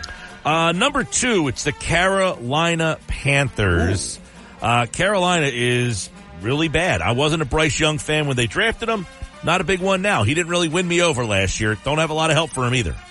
I'm looking forward to hear your number 1 is. It's New England. I think New England Patriots are the worst team in football. I might be wrong. It could be Carolina. I think those two teams are going to be battling out for my Find 5, Ugly 5, ugliest team all season long. All right, let's go to my NFL Find 5. These are the 5 best teams in the league. Preseason edition. Number 5. It's the Jets. I got the Jets. I like that defense a lot. They got Wilson, I think, is a stud. Hall's a stud. And if the quarterback's a stud, they're going to be in this 5 for most of the year. Number 4, going Baltimore. Interesting. I like the Baltimore combo of the Henry, Jackson. I just think Baltimore... You're not concerned about what they lost on defense? Nope. I like this team. I think Baltimore finally could be their year. We'll see. Number 3, Detroit. I think this Detroit team is pretty complete. Offensively, they have the best offensive line in football. They're also very good on the skill position players. Defense is good. It's not great. Number 2, give me San Francisco. They got everybody signed, sealed, delivered, in, ready to go. Williams, Ayuk, they're all back. All 22 starters are back for the Niners. And number 1, Kansas City. They got better from last year's Super Bowl team, I think. So you have the Eagles not in your Find 5 to start the season. Not to start the season. I would put them about 6, 7, somewhere in there. There's a lot of teams. I like them right off the, right there behind the Jets. I think the Jets is, man, that defense is really good. Jets defense is really strong. So I got, real quick, Ugly 5, Patriots, Carolina, Giants, Denver, Saints, Find 5. Number 1, Kansas City, San Francisco, Detroit, Baltimore, and the Jets. My Find 5, Ugly 5 is brought to you by Jenkins & Sons Plumbing and Heating. Call 609-641-6262. The Nuggets are next. This is the Sports Bash with Mike Gill on 97.3 ESPN and the 97.3 ESPN free mobile app. Now live from inside the Ocean Casino Resort Studio, here's Mike Gill. 4 o'clock, Sports Bash Live, 97.3 ESPN, the 97.3 ESPN free mobile app, streaming live video on the X platform at Mike Gill Show. Football at 4 is coming up at 4:30 today. Adam Kaplan, 4:30 for Football at 4. I think in the last, I don't know how many years, this might be the first time we haven't had Football at 4 on the radio in maybe 8 years. But we have this man following the GOAT. He is the GOAT. Nick Earnshaw is back with Nick's Nuggets with a little flip-flop. The Football at 4 guys had something come up. So 4:30 for Football at 4. We will get you the Football at 4 today, plus Sal Paolantonio at 5 o'clock tonight. But there's Nick Earnshaw Knicks Nuggets are here on the Sports Bash on 97.3 ESPN. There he is. What's up, Nick? What's going on, Mike? Nice to see you. And, listen, a lot of pressure on me right now. First time, 4 o'clock here. This is the highest rated. This is the highest rated segment on the radio. Yeah, this is a lot of pressure. Then I got to follow the GOAT. I mean, it's ridiculous. Like, how do I follow Joey Jaws? 83 hot dogs? That's insane. I can't believe he did it on his Netflix special. Remember the whole thing with the 4th of July? Boom, 83 hot dogs on Labor Day. That's pretty impressive stuff there, Mike. Yeah, what day is more associated with hot dogs, Labor Day or 4th of July? Oh, it's got to be 4th of July. It's got to be 4th of July still. I mean, right, that's the classic day. It's still got to be the 4th. You have the barbecue out there. You do on Labor Day too, but the 4th, the fireworks, the dogs, the burgers, all that kind of stuff. I would associate hot dogs 4th of July more so than Labor Day. All right. Well, we'll see if that's changing. He said this might be the new thing, like where all the big golfers went from PGA to Live. Maybe all the big hot dog eaters will go from Nathan's to Netflix. Yeah, it's very possible. I mean, we're in the age of streaming right now, Mike. So that's kind of where we're headed. Maybe it does change. But right now, right this second, as we stand here at 4:02, I still think it's 4th of July. It's still 4th of July with the hot dogs and the hamburgers and the grilling. That's where I'm at with the hot dog eating contest. All right. But well, Joey Jaws is the man. Joey Jaws, good guy. He said he's coming to Atlantic City. He's going to be doing like a cheesesteak egg roll thing coming up sometime in October. So we'll have to keep our eyes on that. Oh, yeah, that's something I may need to attend and see in person. I'm a big cheesesteak egg roll guy. I got the flats, the cheesesteak egg rolls. They're the best appetizers you can go with. Well, we hope to catch up with them that time. But you got to follow the GOAT. So what do you got today? All right. Yeah, we'll follow with some nuggets here instead of some hot dogs. Nugget number 1, we got to talk about Kyle Schwarber. The Phillies are playing right now, and he hit another leadoff home run, Mike. I mean, it is the 13th leadoff home run of the year. It matches an MLB record. So Schwarber on fire. Last night's win, incredible. We were actually live streaming The Shift, my baseball podcast last night as this game was happening. And my co-host, I'm watching him talk. He's making a point about some other topic. And then I'm watching Kyle Schwarber. I'm not even listening to him. I didn't even care. I'm watching the Phillies game above my webcam because that's how crazy last night's win was. It showed they had a lot of fight. They go down 6-1 in the first inning. I'm like, oh, man, I don't know about this one. And you have trouble with the fifth starter. But Kyle Schwarber, 3 home runs. He was massive. And remember, he has been struggling as of late as well. He's kind of been in a little bit of a funk. Last night comes back with 3 home runs, and then today leads off the game once again with a home run. He has been massive, and that's why he is one of the best leadoff hitters in baseball. Even though it's not normal, it's not your typical leadoff type of guy, he has been fantastic, matches the major league record now with leadoff home runs this season. Well, think about it. First off, baseball, the way the game's going right now, nothing is the way it was. So there are no traditional leadoff hitters anymore. Nothing is what it used to be in baseball. I love what Whit Merrifield said last night. He had some really interesting comments. He got hit in the head last night, and he was pretty mad about it after the game. He wants things to change in baseball because of it, but it's another example of just things aren't the way that they were. And Kyle Schwarber, he's not your traditional leadoff guy, but we were talking about this yesterday. The streakiness of this team, and he's part of it. Schwarber was hitting below 150 over his last 15 games, but 3 homers yesterday, a double, 5 hits, another homer today. You can't have the highs of this. I know they're fun, but this is part of this team's problem. It's part of the identity that makes you not a believer. For the fun that it brings you, it's also part of the reason why you don't believe. No. This is the reason you do believe, Mike. I mean, that last night's game, because they went down 6-1. Usually, a bad team, they fall apart, they're done, it's over.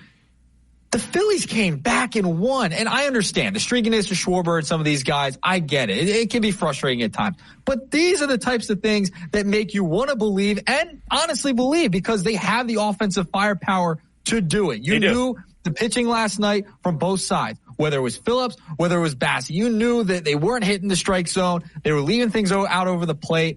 And you had a feeling maybe this team can come back as the game progressed on. And when Kyle Schwarber is as hot as he is, once he gets going, He can come up with a big home run at any time. That's what makes him so dangerous as a leadoff hitter. You know, I know he's been struggling a little bit as of late, but he's been hitting the baseball more singles, walks this year, and he has the power to hit the home run. He can add a run on the board at any point to start the game. That's how you want your leadoff hitter to be in this, different type of baseball that we are playing nowadays. So it was a big time night. The offense showed up. You're going to need the offense to show up like that over and over again. But I think this is a big win because this gives the Phillies their confidence back, and that could show them a little bit of consistency in September through October. All the things you said are not wrong. Yes, Kyle Schwarber, when he's blistering hot, he's awesome. He hit 350 in the NLCS last year, and they still lost. He had 5 home runs in that series, and they still lost. It's a team effort for this team, and too many guys have to be consistent for them to win. And there's a whole article about this at The Athletic today. Biggest concern for the Phillies, consistent offensive performance. That's the number one concern that they mapped out there, and I can't disagree. They have the best rotation in baseball, but they rank 15th in runs scored. With this offense, with the guys on this team, with the money they've spent, they shouldn't be 15th in Major League Baseball in runs scored. And why are they that way? They're up, they're down, they're all around. And I love the fun that they bring. Look, this is the team that's always been the comeback kids. They're never out of the game. We saw Salty come back. These aren't surprises. Nothing they've done is surprising. We expect 3 home run. Now, I know 3 home runs is asking a lot, but 2 home run games where Schwarber's carrying you and going crazy. These are not surprises. This is who they've been. I need to see it against the good pitching. The pitching they're facing today is a bunch of donkeys. I hear you. But listen, they have a winning record and one of the best records against teams over 500 and playoff teams this year. They've been good against the good teams. So that's what gives me confidence. So the fact that they've beaten those really good teams, the playoff teams, the Dodgers, the Braves, they've beaten those teams. So they have the best record. They have the best record against National League playoff teams. The other teams that are currently in the playoff mix, the Phillies have the best record against those 5 teams. This isn't a question, again, that they're not good enough. They are good enough. And I will be disappointed if they don't. But if you're asking me, would I make them my favorite? I would say not right now.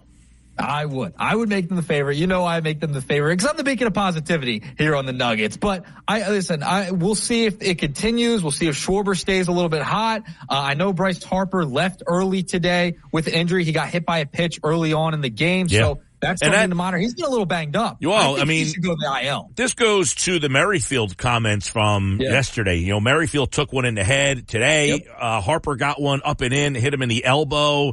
And you can see the frustration from Harper, basically like, dude, you have no command of your fastball. You're just a guy up there throwing the ball hard. And it's a shame what's happened with baseball. Ruben Amaro tweeted something about this earlier today, to which I agree with him. He's like, and Whit Merrifield said, we've got to do something about this. You're not going to do anything. People are making money at the lower levels off teaching people how to throw harder with no command. It's all about how hard can you throw, what's your velo, and that's all it's about. They have no idea how to pitch. Believe me, I see it all the time. I say, we don't care how hard you throw ball 4, and they don't care about hearing that because all they care about is what does that radar gun say? That is all they care about. But, sadly, major league teams are allowing those guys to get to this level. Just throw it as hard as you can. Doesn't matter that you stink. You're going to get a check. And that's all it's about. Can I get the check? Not whether I have a legacy, not whether if I'm any good, because none of these guys are any good. These guys are just throwing. It's sad what it's become. It's so sad. And none of these guys are any good. None of these guys. Tyler Phillips. Last night, the guy was going to cry walking off the mound. I felt bad for him. But he's just a guy who gets up there and throws as hard as he can. He has no command whatsoever.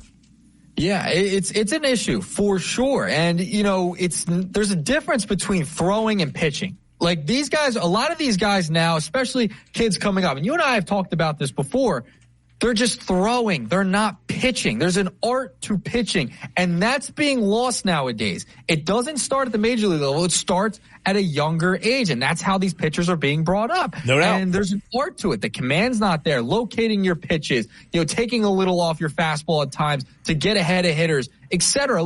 That's the art of pitching is kind of getting lost because everyone's so locked in on the radar gun. A guy could throw 106. Someone just threw 106 last night, Mike, for the first time. So everyone's so worried about the radar gun and beating the record, blah, blah, blah, blah. Everyone's losing the fact that, yeah, it's an art. You got to find your spots. You got to locate your pitches. You got to figure out, figure out what your off-speed pitches are, when to use them, etc. All those type of things are being lost now because you're so worried about throwing the fastball and then maybe having a sweeper to go along with it. That's essentially what's happening. My favorite conversation is when I get a pitcher, 13 years old. What do you throw? And he gives me a list of 7 pitches. And my first question after that is, can you throw the ball over the plate? Can you locate? And the answer generally is no. I mean, they don't say no, but I mean, once I see it, I'm like, you got 7 pitches, none of them work, none of them go for strikes.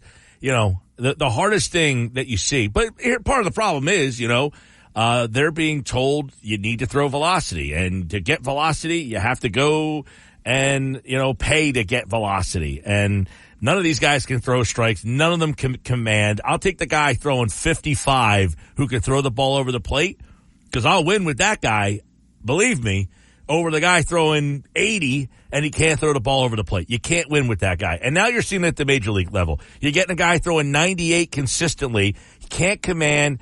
And that's why these guys can't get out of the 5th inning, because they can't throw strikes.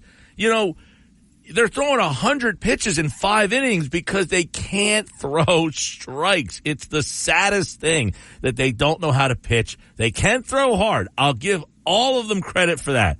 But I just don't get the allure of throwing hard if you can't get people out. Yeah, if you can't find the strike zone, it does not matter. If you can't throw strikes, you're not going to be a good pitcher, not going to be an effective pitcher at any level. It doesn't matter what level you're at. Little league, high school, college, major league, semi-pro, it doesn't matter. If you're not throwing strikes, you're not locating, hitting your spots, you're not going to be effective. It's just how it goes. And when you're getting bounced in the 4th, 5th inning, I mean, you're going to strain a lot of these relievers as well. That's why you're seeing relievers gassed by the end of the year, because they're being used so much. So it's affected every level for sure. And that kind of leads me into my second nugget here, Mike. And it's about the 5th starter with the Philadelphia Phillies, okay? Right now, I mean, Taijuan Walker, he's coming out of the bullpen. He can give you 1 to 2 good innings. You have flamethrowers like Tyler Phillips just trying to throw hard, not really pitching, but throwing. And, they're in a tough spot. So at this point, you might have to tax your bullpen a little bit. Do you go back to the bullpen games just to finish out the season to get you there at this point? Because, I mean, you're kind of lost with Taijuan Walker. He's falling apart. He's not the same. He's not worth the money that you paid him. Tyler Phillips isn't the answer. Cody Allard, I don't know. What are you going to get out of him as well? So I think the Phillies have to go back to the bullpen games with the 5th starter right now. You're not going to have to worry about it in the playoffs because you have Sanchez, Ranger, Wheeler, and Nola. But to end September, yeah, you might have to do a couple of bullpen games here. Yeah, you might. And guess what? You just kind of mapped it out. Yesterday, they needed 7 pitchers to get through that game. They did call up Nick Nelson. I would imagine he's the guy that starts games maybe and then tries to get 3 innings. So then you're going to need a reliever for the 4th, 5th, 6th, 7th, 8th, and 9th. That's a lot of guys that you need to try to get through every now. That's where Walker maybe throws 2. So now you get Nelson for 3, Walker for 2. That gets you to the 5th, through 5. Then you need a reliever for the 6th, 7th, 8th, and 9th. So every time, Walker's going to still figure into this mixer. In fact, I wouldn't be surprised if he restarts a game at some point just because they don't have options. Now, Allard is not able to get called up until the 10th. So Allard might start maybe a game or 2 after the 10th, but people keep asking, why not Allard? He's not eligible to be called up. They cannot call him up because they set him down. He has to stay down there for 15 days. So he can't even be an option the next time out. He cannot pitch again until September the 10th. So I think you might see Walker one more time. Either he starts the game or Nelson starts the game. and they try to combine for 3-3. He threw 3 innings last night, Walker. Yeah, probably should have been 2. Should have probably pulled him after 2. That's when he kind of fell apart that 3rd inning. So maybe you get 2 or 3 out of Taijuan Walker to start the game and just leave it at that. Don't let him go further, 4, 5, 6 innings. You know what happens after that. Let him go at 2, 3 innings and then go to Nelson. Go to Allard when you're eligible to call him up at some point, because you're just going to have to piece these fifth starter games together right now. I mean, that's just how it's going to have to be. You have a month left in the regular season. It's not going to have to be a worry in the postseason. You're not have to go to the bullpen game in the playoffs for the September. You're going to have to do it just to get through this month for a couple of games here, because you have Wheeler, you have Nola, you have Sanchez, Ranger to finish out the season. But that 5th game, you're going to need to burn some arms just to get through the game. Walker, Nelson, some of these other guys, you're just going to have to piece this thing together to win. Just give yourself a chance to win. Maybe it's a scheduled loss anyway. Yeah, that's going to be interesting to see how they kind of handle this moving forward. But, yes, Phillips got demoted. Nick Nelson is up. And then, of course, you still got Walker here. But we'll see. Right now, by the way, it's 3-2. Phillies are up in the 5th. All right, there we go. Listen, take 2 in Toronto, then you head to Miami for 4. So a big road trip for the Phillies. We'll see if they can close it out in Toronto with that 2-game series. All right, nugget number 3. Now, this is interesting, Mike. X is banned in Brazil. I don't know if you heard about this. There's things going on in Brazil. We've heard about the games. The players don't want to go there, etc. But Twitter, the Twitter X platform, is not available in Brazil. They banned it. So it got me thinking, how are some of the beat reporters going to tweet out updates at the game? We're not going to find out maybe only on the TV or radio broadcasts that, hey, there might be an injury or something like that, and updates on those injuries. We would get them from the beat reporters. Now there's no X to have us have those updates. You know, I've been hearing about this, that the fact that, there is, I didn't know that there was not even a platform. I thought that they just had like a lot of like censoring, like what you wrote and stuff, but they just don't even have the platform, huh? Yeah, the platform is not there. From what I understand, the platform is just banned. It's not there in Brazil. Well, that's weird, because I have seen some people over there putting out stuff. Maybe, here's the way around it. Maybe you text the tweet you want to send to somebody who's in the United States still. I don't know. This is interesting. This whole Brazil thing, very weird. With you can't go out, the X, the censoring, all this stuff. Can't use X. We need updates on injuries and things that may happen during the game. Yeah, no, I if that's the case and the beat guys are over there and they're getting information and they can't get it out, it'll be interesting. Friday night, I guess we'll be paying attention. But I have seen some of the beat guys, or at least one of them that is over there and has been putting some videos out. Maybe he's sending the video, but I'm pretty sure it's on his own. I don't know, but we'll see. That is definitely something that I know a lot of people are saying that they shouldn't even play the game because of that. I mean, listen, if things like that bother you so much, I don't know what to tell you. Like Friday night when the game's on, you're not going to know where the game is and what's going on other than the 22 guys on the field. That's what I'll be paying attention to. Yeah, I just know that you're going to be. It's the viewing experience. If you're someone who scrolls social media during the game, it might be a little different for week 1 with this Brazil game and everything going on down there. I kind of like though. See, I try to stay like I'm on back and forth. I don't try to like be so locked in because I have YouTube TV, so sometimes I'm a little behind, maybe 10 seconds behind, and sometimes something will come out like a touchdown score. So I'm like, that ruined it for me. So I might like the fact that it's not, so you're not getting all the updates and right away. Yeah. So hey, it might be a little different. It's like watching the draft. If you're scrolling. It's like watching the draft. I don't want to know the picks before they come.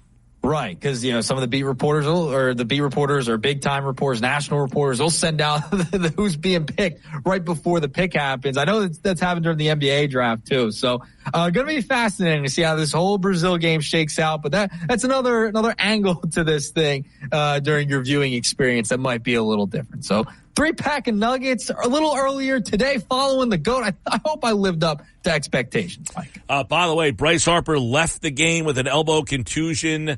So he is getting some x-rays on that. He did have to leave the game. He stayed in the game initially, but he has since left the game now, so Harper is now out. I don't know who went in there to replace him because you got Weston Wilson in right field today. Cody Clemens, I'm imagining, went from third to first, and Sosa went to third. Is that what they did?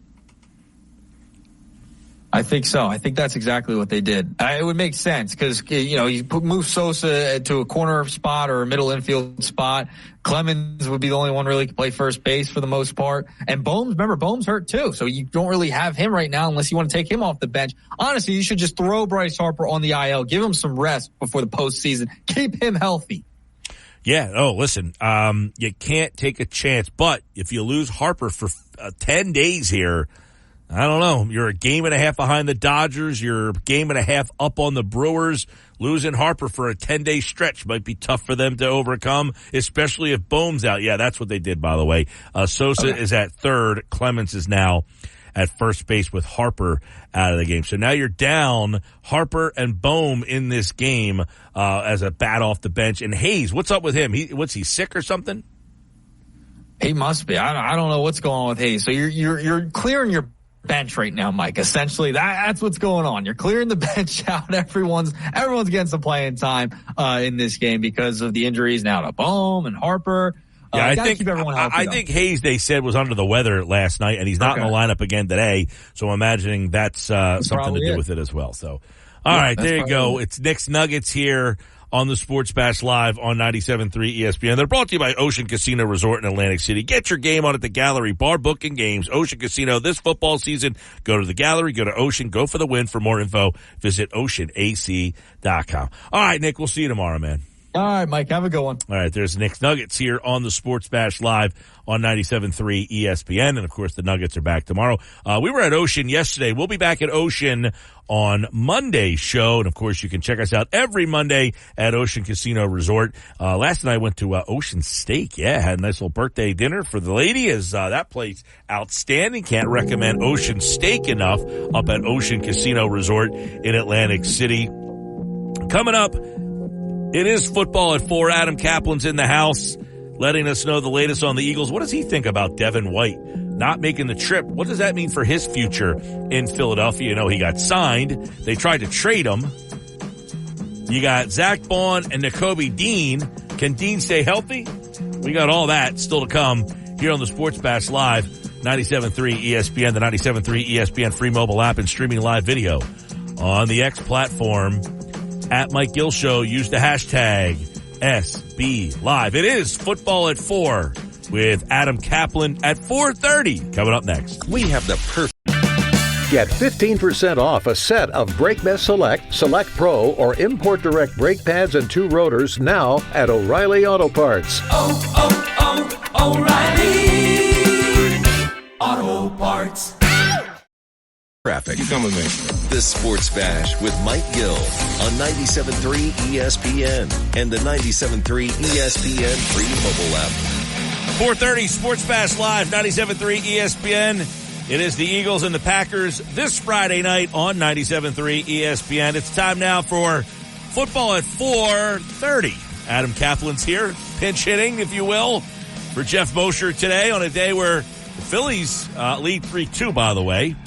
The Eagles made an interesting designation today. Let's bring Adam Kaplan. You were on yesterday when the injury report came out, and Devin White was listed as limited. Today, he is out, and it has started a lot of speculation about what could be next for him, Adam. So out for White, what does it mean for this defense? All right, let me break this down because there's a lot of confusion. People are saying a lot of stuff. Some of it's not true. So let me explain something. First of all, Mike, we've talked since I've been doing football at 4 here that every once in a while we have what's called a pop-up injury that's not known. This is a pop-up injury. He did not end preseason with this ankle injury. Number one, this is a new injury. It's legit. People are thinking there's conspiracy because he didn't have a good training camp, very inconsistent, that, they're making this up so he doesn't have to play. Come on, folks. They owe him. So let me go over his contract, Mike. Being that he's a vested veteran, his $2.25 million base salary became fully guaranteed this week. Plus, they owe him the signing bonus of over $2.7. So, Mike, they owe him just under $5 million this season if he never plays a game. Of course, they want him to play. just funny. People just think there's some kind of conspiracy because this injury came out of the blue. Well, it apparently happened in practice. Yeah. So now let me also explain this part. This is important because the league cracks down on this stuff. So for many years, going back to the mid-2000s, players, like let's say you have a Sunday game, right? And a player did not travel with the team, but they never downgraded them. They left the players questionable. The league said enough of this. Like if a guy's not traveling, he's obviously not playing. You have to downgrade the guy out. Well, the final statuses on the players are not due today. They're due tomorrow. But because the Eagles traveled today, Devin White had to be listed as out. That is why they did it. I think again there's some confusion. Anytime a player is listed on the injury report and he does not travel, he's out no matter what he's listed on Friday. He cannot play. That's a league rule. The league started cracking down on it. Even the Patriots, by the way, are great at doing that. They're big on the Saturday downgrade. If a guy's not traveling, they don't travel players, and those guys are not playing. So that's the league rule. This may happen again when the Eagles have to travel. If a player is listed on the injury report and he does not travel, he cannot play. Mm-hmm. There was exceptions with COVID, but we're not dealing with that right now. So again, if the guy's on the injury report with an injury and he's not traveling, he cannot play. You look at Devin White, he's out for the game, not playing. Nakobe Dean, Zach Bond will presumably be the starters, but will White jump right back into the lineup, do you think, that he is the starter, or do you think that these two guys, Dean and Bond, will be the starters moving forward? All right, a couple things. First of all, we have no idea with this White injury, the severity of it, because it came out of nowhere. So I don't know what it is yet. But here's what I do know, Mike. It was bad enough that he couldn't play. Now, I get it. They're on a short week, so they're 2 days short. They're not playing on a Sunday. They're playing on a Friday. So we don't know yet. And we also don't know, did they not want him on? We don't know anything about the turf that they have there or whatever. I haven't even looked. I don't know if it's natural grass or not. By the way, there was something about this. They are using the same surface that Lambeau and Lincoln Financial Field use, and Lambeau and Lincoln Financial Field are the only two venues that use that type of grass. They both use the same grass that's going to be at Corinthians. Okay, so that's good. That's good. So, again, Mike, we don't know what their plan is. Now, here's what's interesting. I don't know if you noticed, and I usually dismiss their depth charts. You and I have talked about this. I kind of laugh when you bring them up.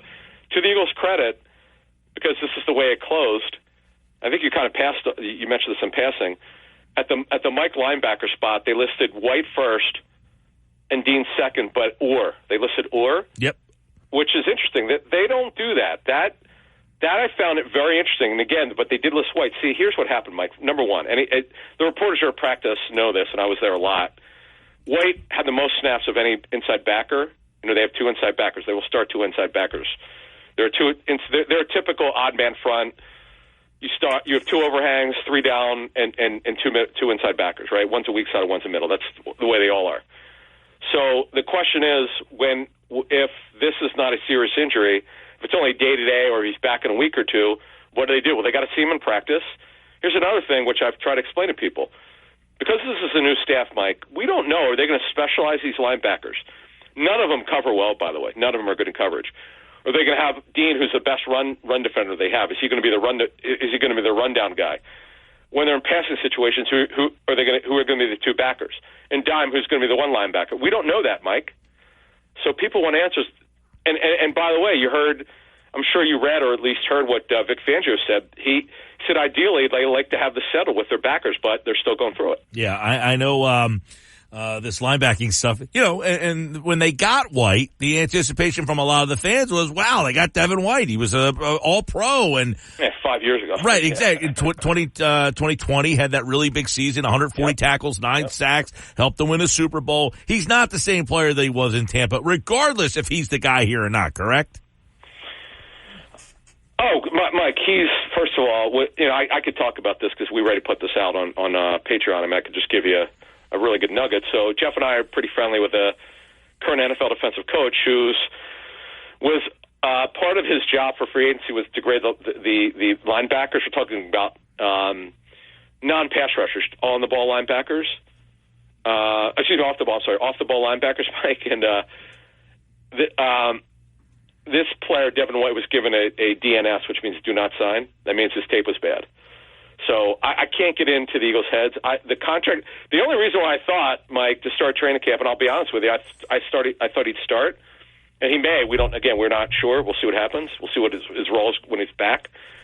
Is that his contract? He's their highest paid linebacker by far. By the way, he is upside to make $7.2 million with incentives. I just was like, wow, they really think this much of this linebacker. No one else does. But listen, it only matters what the Eagles think. Mm-hmm. And contracts with the Eagles, and particularly Howie Roseman, their general manager, mean a lot. Now, the fact that the Eagles listed 2 co-starters for that Mike linebacker job tells you that Devin White is no lock to play a lot when he comes back, when he's ready to go. Yeah. That the decision was not made. We'll see. By the way, he did a very inconsistent camp, is my understanding. But as I've been telling you now for, I don't know, I guess I started this about a week after Dean had that bad practice at the Link. Right after he started taking off, then another week, I remember I came back from my camp tour. I said, Mike, I have no idea why Dean's not starting. I don't understand it. And you know that because I kept saying it. Well, and I guess the question would be, puzzled. It would be Dean would be starting over White. If White comes back, he would replace Dean, not Bond, correct?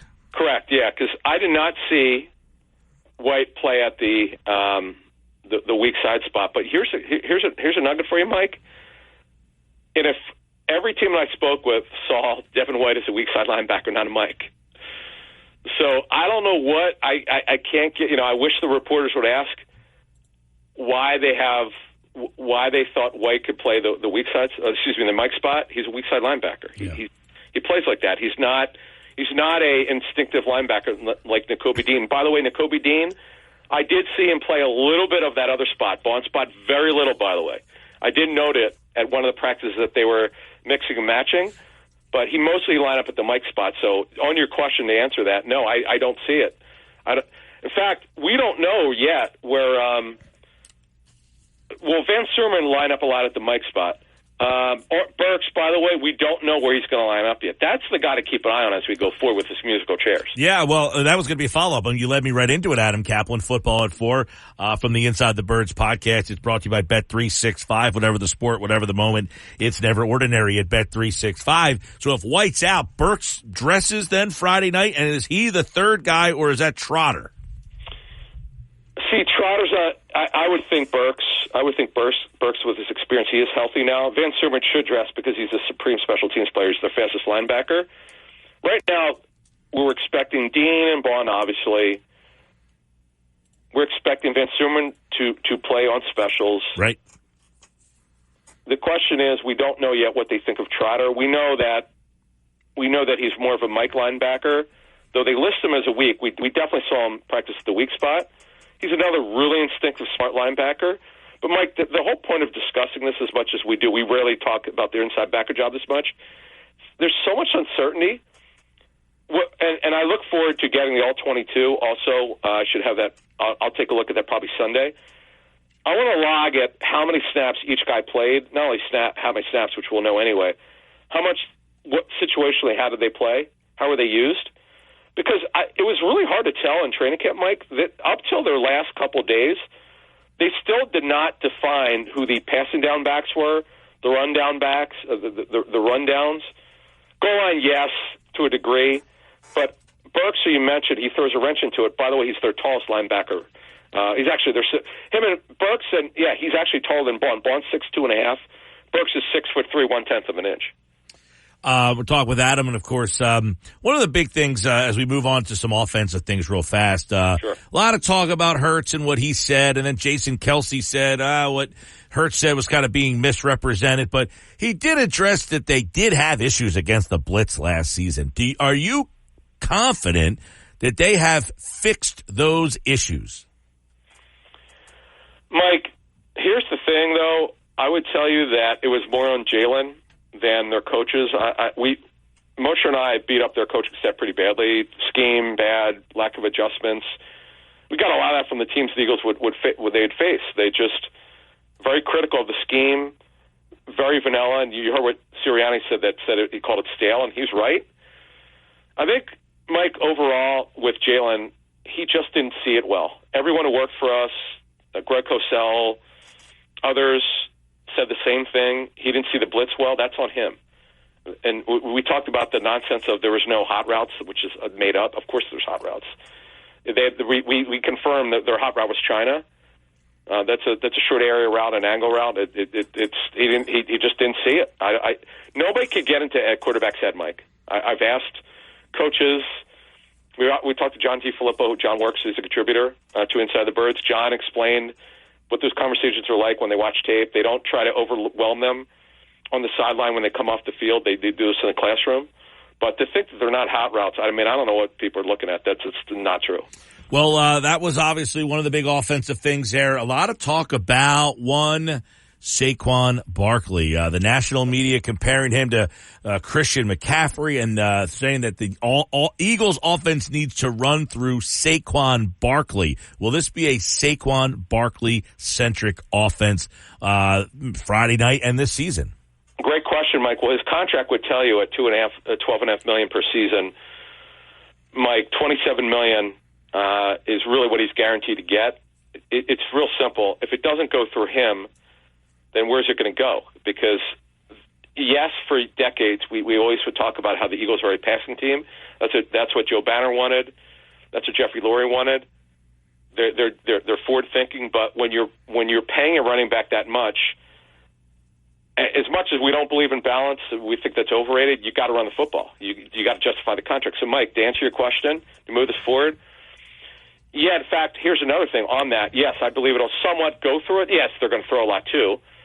But how much is Hurts going to run anymore? Are they going to take out of his hands more to run? Are they going to design as much? That's the next question, Mike. So actually a major question. Will Hurts run the ball as much as he has in years past? That will be something we're all keeping an eye on. The evolution of Jalen Hurts. It all starts Friday night, and you can listen to the game right here on 97.3 ESPN. Adam Kaplan is over at InsideTheBirds.com, and of course the Inside the Birds podcast, which you can get on all podcasting platforms. Don't forget their Patreon page and their YouTube channel. Just search Inside the Birds Friday night right here on 97.3 ESPN. All right, Adam, appreciate it, buddy. Hey, by the way, on Patreon tonight, we've got a chat at 8 p.m. See ya. All right, there he goes. That's Adam Kaplan here on the Sports Bash, as he said, 8 p.m. tonight on the Patreon channel. There are Patreon stuff if you're a Patreon subscriber. I know a couple listeners of ours who are Patreon subscribers and love some of the insight and analysis they bring inside the Birds. All right, coming up, we'll talk more Eagles. Sal Paolantonio is in Brazil. So we'll get the sights and the sounds of Sao Paulo, Brazil with Sal Paolantonio. In 15 minutes from now, you'll hear from ESPN's Sal Paolantonio, and Sal Pal will be back on Friday for another Sal Pal Friday edition every Friday, 5 o'clock this year on the Sports Bash. Sal Paolantonio, Fridays at 5 on 97.3 ESPN, the 97.3 ESPN free mobile app. And we're streaming live video as always at Mike Gill Show on Twitter. Use the hashtag SBLive. If you're a facilities manager at a warehouse and your HVAC system goes down, it can turn up the heat, literally. But don't sweat it. Grainger has you covered. Grainger offers over 1 million industrial-grade products for all your operations, including warehouse HVAC maintenance. And even better, they offer access to experts and fast delivery, so you and your warehouse can both keep your cool. Call 1-800-GRAINGER, click Grainger.com, or just stop by. Grainger, for the ones who get it done. The Sports Bash with Mike Gill on 97.3 ESPN and the free mobile app. 4:51, Sports Bash fills up 3-2 in the bottom of the seventh. A couple doubles earlier. How many doubles? Back-to-back doubles, or 3 doubles in the first inning off of Sanchez. And he has settled into this game now. He's got him into the seventh. There's a runner on with nobody out. Sanchez still going here for the Phils as they try to get the little 2-game sweep here. Yeah, this is a big deal, Mike, because after what happened last night with the bullpen having to get all that extra time in there, Sanchez is trying to lengthen this game out and save the bullpen here for the rest of the road trip. Well, 7 pitchers yesterday. I see Jeff Hoffman is warming up. He was not one of the pitchers used yesterday. Neither was Estevez. So they do have Estevez and Hoffman. They should have a couple of and they just big called guns. up Nick Nelson. They have Nick Nelson. They've got Alvarado did throw yesterday, so he might not be available. We'll see, but they definitely have Hoffman and Estevez. So if they can get this game to the 8th, you would have those two guys for the 8th and 9th with a 1-run lead here. They got a strikeout, by the way. Sanchez is doing yeoman's work, man. He's really working in this game. This hour brought to you by Broadleaf's Plumbing, Heating, Air Conditioning, your trusted source for heating, plumbing service, and installation. Call 609-390-3907 online at broadlees.net. Mike Gill in the Sports Bash. Reminding you guys, hey, Friday, Happy Hour Friday, we're going to be live at the Landmark Americana, which is in Glassboro on the campus of Rowan, celebrating 15 years of the Sports Bash. You know, we've been here, there, and everywhere during these Happy Hour Fridays. We were at Jester's in Cape May County last week. We've been at Vagabond, Charlie's, Giuliano's, and now we're taking the show out to Landmark Americana, 1 Mullica Hill Road in Glassboro. And that's this Friday with Bud Light's $3 bottles, $3 drafts, $5 neutral vodka sodas, the entire show. Stop out and then stick around for after the show for the Eagles and the Packers. You can listen to the game on 97.3 ESPN. You can come out and hang out with the show on Friday, Happy Hour Friday. And we got a lot of surprises going on Happy Hour Friday. We'll have a whole bunch going on as we get ready for the start of football season tomorrow. We're back at Chickies and Pete's tomorrow. It'll be the kickoff of the NFL season with the Ravens and the Chiefs. We got that game for you tomorrow night on 97.3 ESPN. I'm looking forward to kind of getting this thing going, man. You get in, and then the preseason gets here, and then you're like, all right, here we go. All right, here we go. All right, let's go. And now tomorrow night, we're going to get going on that. By the way, I gave you my Bet365 play of the day yesterday, and that was a winner. So if you put those two guys together, Lindor and Goldschmidt, they both had a hit. That was a winner for you. You made a couple bucks. We actually both hit our winners yesterday, Mike. Yeah, yours was like 3 teams had a win against really bad teams. They all won. They all won. Doesn't matter if you win by an inch or a mile, Mike. Winning's winning. That's right. We want ROI on that, and exactly. We gave it to you. Coming up on the other side, Sal Paolantonio is in Sao Paulo, Brazil with the Philadelphia Eagles. What is he hearing about the Devin White injury and what this means for the Eagles moving forward at that linebacker position? We did hear some murmurs earlier. John McMullen joined us that said the Eagles were trying to actually trade Devin White and there were no takers. That's coming up next here on the Sports Bash, live on 97.3 ESPN, the free mobile app, and streaming live video on the X platform at Mike Gill Show. This is the Sports Bash with Mike Gill on 97.3 ESPN and the 97.3 ESPN free mobile app. Now live from inside the Ocean Casino Resort Studio, here's Mike Gill. Final hour of the show, Sports Bash Live, 5 o'clock hour. It's brought to you by Kia Acura of Atlantic City for a great car buying experience. See my guy Rocco at Kia Acura of Atlantic City, Tilton Road, EHT, your small but friendly dealer online, Kia Acura, AtlanticCity.com. Mike Gill in the Sports Bash. You know, the Eagles are in Sao Paulo, Brazil, but Sao Paulo would be the one guy you know that would not be missing this. He is boots on the ground in Brazil with the Eagles. Have the Eagles landed? We'll talk to Sal Paolantonio, ESPN national correspondent, author of the Phillies special book, and he is with us for a Sal Pao Wednesday in Brazil. Sal Pao, what's up, man? Miguel, bom tarde, Miguel, Sao Paulo. How are you, my friend? So boots on the ground in Brazil. Give us a little scene setter. You got the Daily News in your hand as you give us a little scene setter over there? I did bring the Daily News with me. I did. And the headline says, fly, fly, fly, and fly some more to get to Brazil. It's a long flight, and, we heard a lot of skepticism about the trip from Darius Slay and A.J. Brown after they got the security briefing, and then Darius Slay apologized, said he didn't intend to insult anyone. Of course, when you go to a foreign country, the last thing that you want to do is insult the locals in any way, shape, or form. That's not going to win you any friends or influence people, that's for sure. And I am finding that the people here in Sao Paulo, Brazil, are extraordinarily nice, the ones that I have come across. Everybody's got a smile and a greeting.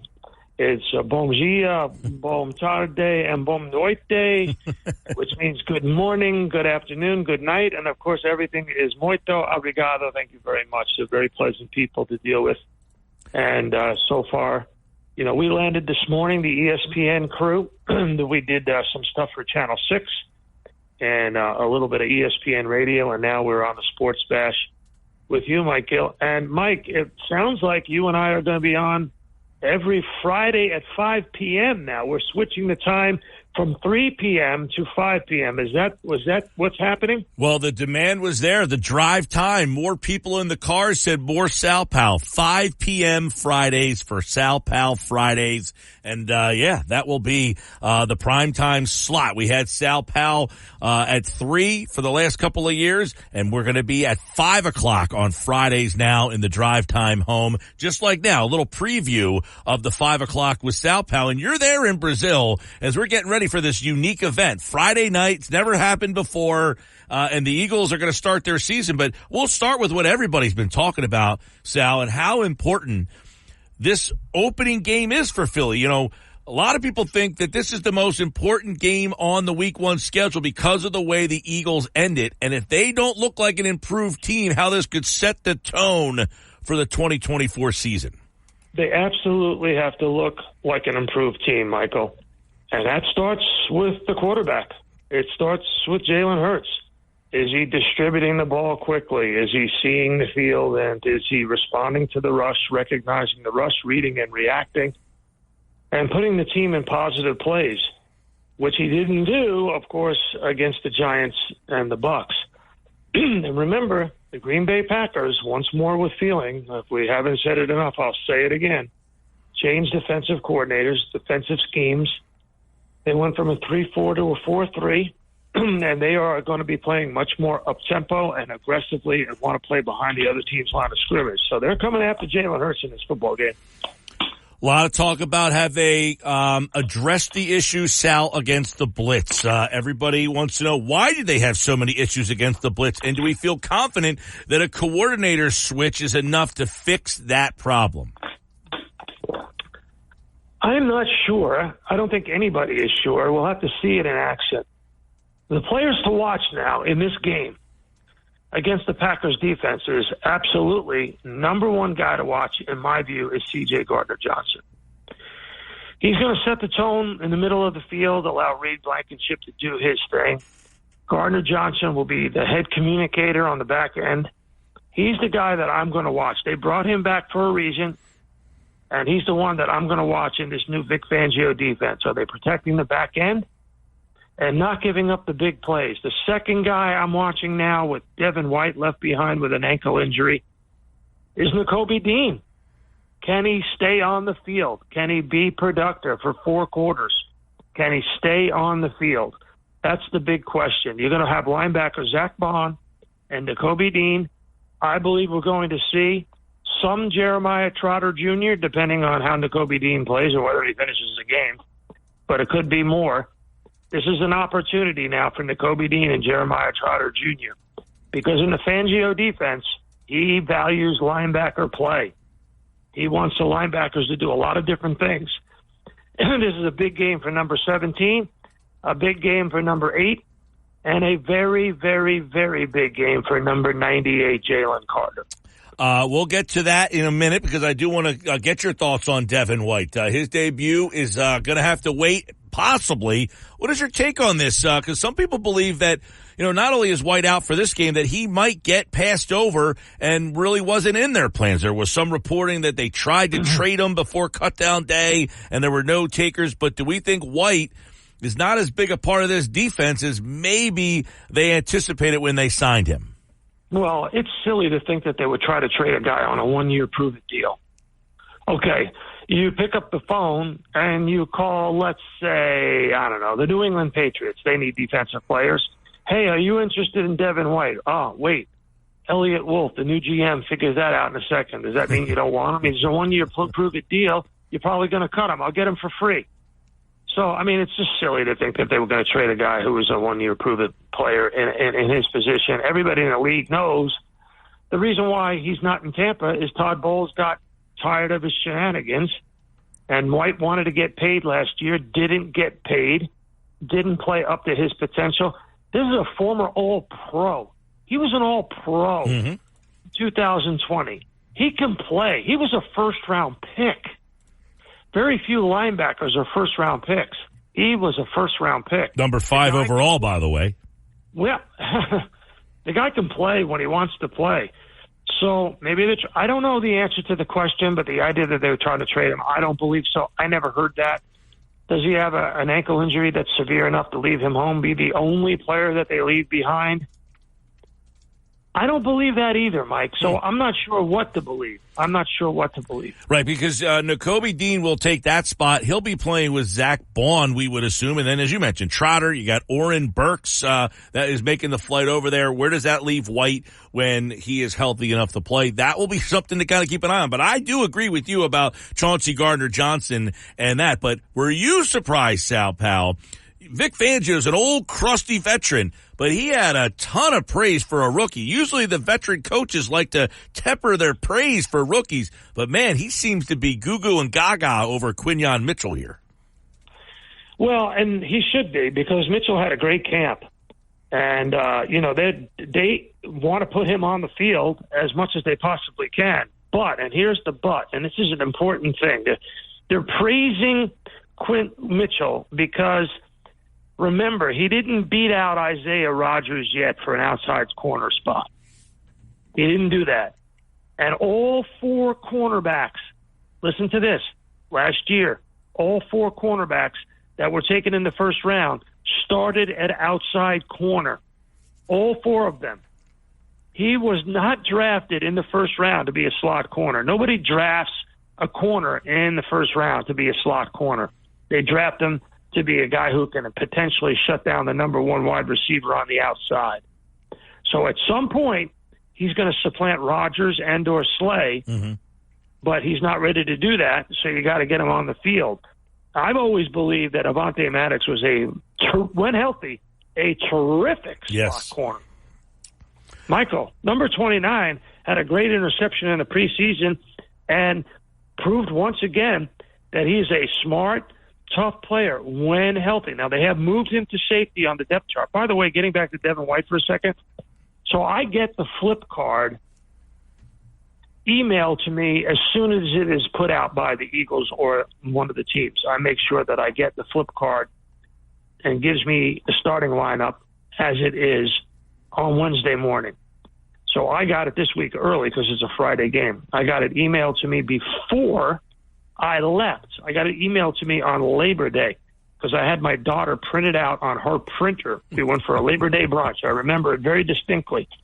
And I'm reading the printout, and Devin White is listed as the number 1 linebacker on the printout of the flip card that the Eagles released on Monday. So he went from being listed as the number 1 linebacker alongside Zach Braun to persona non grata. That's strange to me. In just 2 days. I'll tell you what. It's only Wednesday. Yesterday he was listed as limited, and I don't know that anybody thought much of it. This morning, he was listed as out, and then the conspiracy theories began almost immediately. He wasn't that good anyway. They didn't really like him. They thought Dean had a better camp, and everything just started to unravel. I know you're in Brazil, so you didn't get a chance to maybe, hear everything that was happening here. But no, I heard every single bit of it. I heard it, but I don't have access to anybody because they're in the air. Yeah, exactly. So they're in the air, so I don't really have access to anybody. But I saw all of it. It's strange, Michael, but for this game. Yep. This game, which is severe, let me use this word, severely important for the Eagles to prove that they threw off the yoke of last year's disaster and that they are a different team on both sides of the ball. I believe they're going to be elite on offense, elite with what Jalen Hurts has to work with and the way Kellen Moore is capable as a professional offensive coordinator. This Packers defense, there's nobody on this Packers defense, in my view, that's really scary, that you have to double team coming off the edge. There's really nothing. They have enough to block people up with Mailata and Lane Johnson.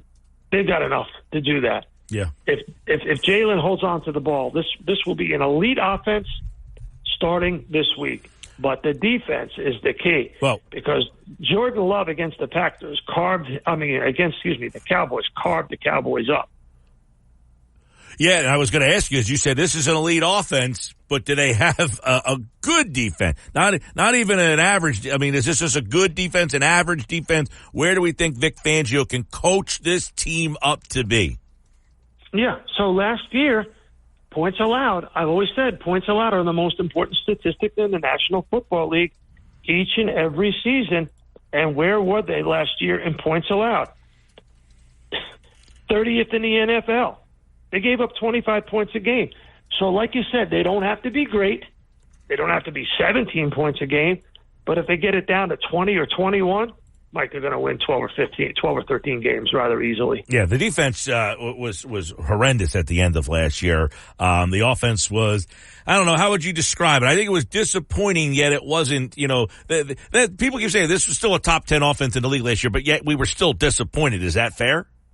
Yes, that's fair. But, the key is let's see how number 8 and number 17 do on this defense under this defensive coordinator. Are they in the right position?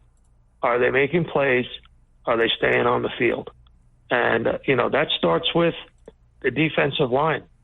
Jalen Carter, Aiden Hutchinson, Chris Jones were the top 3 defensive linemen in speed getting off the line of scrimmage. And I think Jalen Carter is so important in this football game. Yeah. I really do. Yeah, I was going to say, I wanted to end with 98 because you brought him up a little earlier and how impactful. Michael, but I have to interrupt you. I'm in the lounge here, and up on ESPN Brazil, they're previewing the game from the field. It's kind of cool in Portuguese.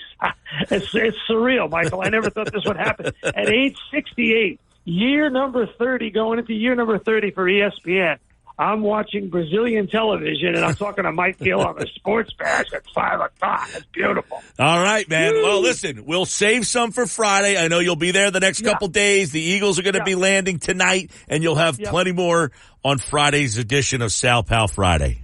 Yeah, we'll have the players, of course, tomorrow, and they're going to have a practice and walkthrough. Maybe we'll get some answers on Devin White, but I'm not really that concerned about the Devin White situation now. I'm concerned about the Nakobe Dean situation, the guy who's playing in this football game.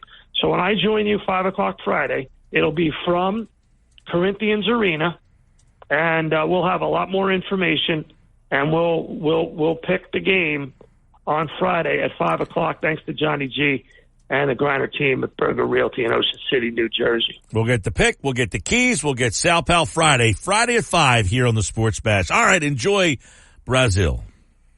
Thank you, Michael. All right, Sal Palantonio, ESPN national correspondent here on the Sports Bash Live on 97.3 ESPN, the 97.3 ESPN free mobile app, and streaming live video on the X platform. At Mike Gill Show, use the hashtag SB Live. We did try to hook him up on the video platform. He said the internet situation over there was not great.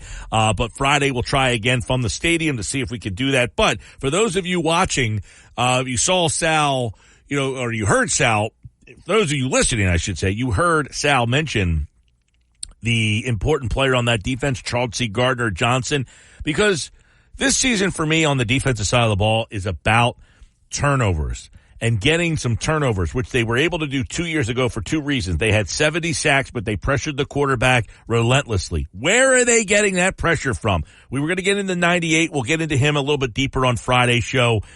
They got to get pressure because they have the talent in the secondary now to make plays. Chauncey Gardner-Johnson, Darius Slay, although he's an interesting story for me as well. Quinyon Mitchell, what kind of impact can he have as a rookie? All the questions that get asked all the offseason. Here's the overlooked stuff, okay? The overlooked things is you have Slay, you have Mitchell, you've got Rodgers, you've got Chauncey Gardner-Johnson. Those 4 guys, can you get more turnovers?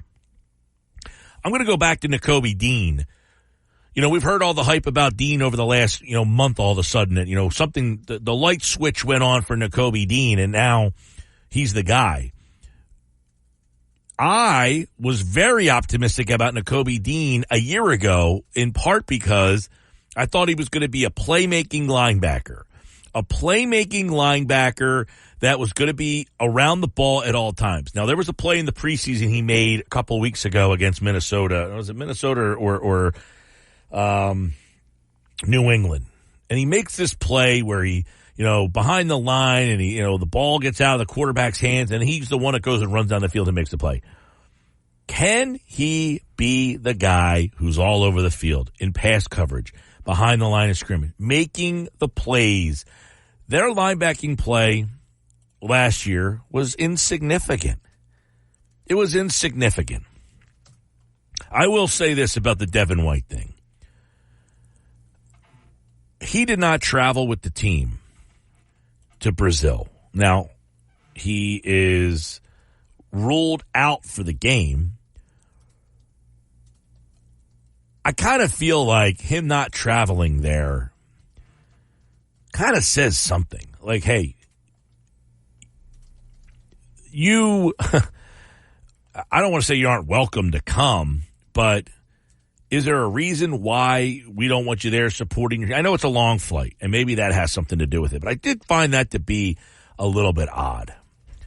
I did find that to be a little bit odd that Devin White didn't even at least make the trip for the opener. You go through practice, you go through training camp, and you are – now, maybe he's to the point where, they don't want him on the ankle flying and all that stuff. But Dean, who impressed a lot in the later stages of this camp. Remember, we had the conversation with Adam Kaplan, and he talked about how bad he was the one night. And then after that, it was like, who is this guy? He just turned into a new player all of a sudden. I don't know. We'll get into it all this week.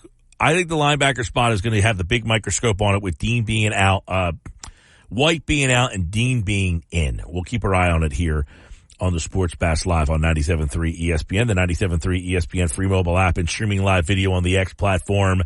At Mike Gill Show, use the hashtag SBLive.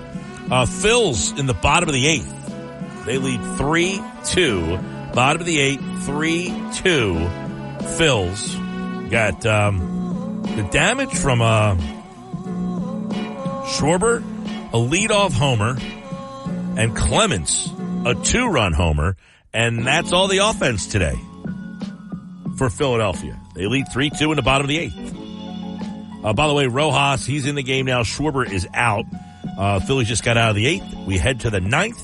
We'll have the update for you on the other side here on the Sports Bash Live, 97.3 ESPN. You're listening. If you're a facilities manager at a warehouse and your HVAC system goes down, it can turn up the heat, literally. But don't sweat it. Grainger has you covered. Grainger offers over 1 million industrial-grade products for all your operations, including warehouse HVAC maintenance. And even better, they offer access to experts and fast delivery, so you and your warehouse can both keep your cool. Call 1-800-GRAINGER, click Grainger.com, or just stop by. Grainger, for the ones who get it done. With Mike Gill. When I'm driving, I got a guy on the radio who talks to me. I can't see him, but he talks to me. On 97.3 ESPN. All right, 527 Sports Bash Live, 97.3 ESPN, the 97.3 ESPN free mobile app. If you missed our conversation with Joey Chestnut earlier today, check that out. If you're watching the stream at Mike Gill Show, you can follow me on Twitter at Mike Gill Show and rewind and go back and watch the whole show, pick out certain segments. The Joey Chestnut segment was at 3:30 today on the Sports Bash. By the way, JT Realmuto went yard, so the Phillies now lead at 4-2 over the Blue Jays as we get ready to see if the Phillies can close this one out. They got a leadoff homer by Schwarber, a 2-run homer from Clements, and a solo shot from JT. That's the 4 runs today. All home runs from the Phillies. Pitching was Christopher Sanchez, so they're going to try to, by the way, who pitched the 8th? Was that Hoffman who pitched the 8th? I would imagine Esteves now will pitch the 9th. I'm Mike Gill. This is the Sports Bash, and this hour is brought to you by Key Acura of Atlantic City. Great car buying experience. Check out my guy Rocco at Key Acura of Atlantic City online at KeyAcuraAtlanticCity.com. Tilton Road, Egg Harbor Township, your small but friendly dealer. Here we go. Today's Big Three. Mike, we got a lot to get to here, so I'm going to try to squeeze in as much as I can from different audio bites from around the sports world. So let's start. You had talked about a little bit earlier about the latest New Heights podcast, and there was frankly a lot they got into on that. We don't have all the time to get into it here, but some of the key points that Jason Kelce spoke about on the New Heights podcast, Mike, had to do with the situation of Kelce's no longer the Eagles center, and the conversation that has been, shall we call it, exaggerated about Jalen Hurts now being allowed. Jalen Hurts now being allowed to call pre-snap blitz pickups. So here is when the topic came up on the New Heights podcast, which for those of you who have been lately tuning into New Heights podcast to get football content, you're basically going to have to skip over the first 30 minutes of the podcast because it's a waste of your time. So around the 58-minute mark, they finally got to this topic. You're angered by that. Well, I think it's annoying because you literally built a podcast based on a certain demographic, and you would think $100 million going to the Kelces would build a better structure of a podcast, but I digress. Jason Kelce initially addressed the subject of how people are reacting to what Hurts has said about the pre-snap blitz pickup play calling. I think that a lot of the things we struggle with late in the year with the blitzes, when teams do a great job of disguising things and you really don't know if you can where to direct it, the quarterback has to feel comfortable with where he's hot at. And I think that Jalen now controlling a lot of this and taking this ownership on is going to help, especially for situations like that. I don't understand, though, why Kelce wouldn't step in at some point last year and maybe vocalize that. Did he maybe try to vocalize it and they wouldn't listen to him? I find that hard to believe. I'm Jason Kelce. This is my suggestion. Shut up, Jason, you idiot. No, I don't see it happening that way. Like, if he said everything that he just said there, you would think he would have verbalized that to somebody. Did Jason not understand that until it was too late? If that's the case, that's a bad job. Because we've talked about, Mike, as part of the reason why Jason retired is because of how the season ended, that he maybe realized that he messed up. Maybe. I mean, it seems to be far-fetched to think that Kelce played that well for all those years and just lost it. I mean, he had in almost every game penalties in that 6 out of 7 game stretch. So there were multiple times that you kind of were watching the game, at least for me, I was watching the game, and I was like, wow, that's uncharacteristic of Jason Kelce to keep having these penalties. That comment there, though, is a little bewildering to me. Like, can you play that again? I want to hear it again. I think that a lot of the things we struggle with late in the year with the blitzes, when teams do a great job of disguising things and you really don't know if you can where to direct it, the quarterback has to feel comfortable with where he's hot at. And I think that Jalen now controlling a lot of this and taking this ownership on is going to help, especially for situations like that. There was, like McMullen said earlier about Hurts being disengaged. Like that was concerning to hear a little bit. And now, when the teams are disguising stuff. Now, the offseason report that had Hurts calling Wink Martindale, asking him, right, what did you do? Why did you do what you did against us? Correct. Hopefully he's engaged again, but that's a little like, I listened to that and was kind of scratching my head. Like, the guy was disengaged. Like, you're the quarterback of the team. You just signed this huge contract. How are you disengaged? I didn't like hearing that. Jason went on to say that the whole topic has been misrepresented, Mike, misrepresented by some members of the media about Hurts and the pre-snap play calling. There's a lot of media in Philadelphia that are blowing this into like a negative assessment, like he's making an excuse or something like that. And I've shared this exact sentiment with Jalen. I think he's at the stage now in his career that he can take that next step forward in making a lot of these protection calls and things that I did for him early in his career when he's a young player.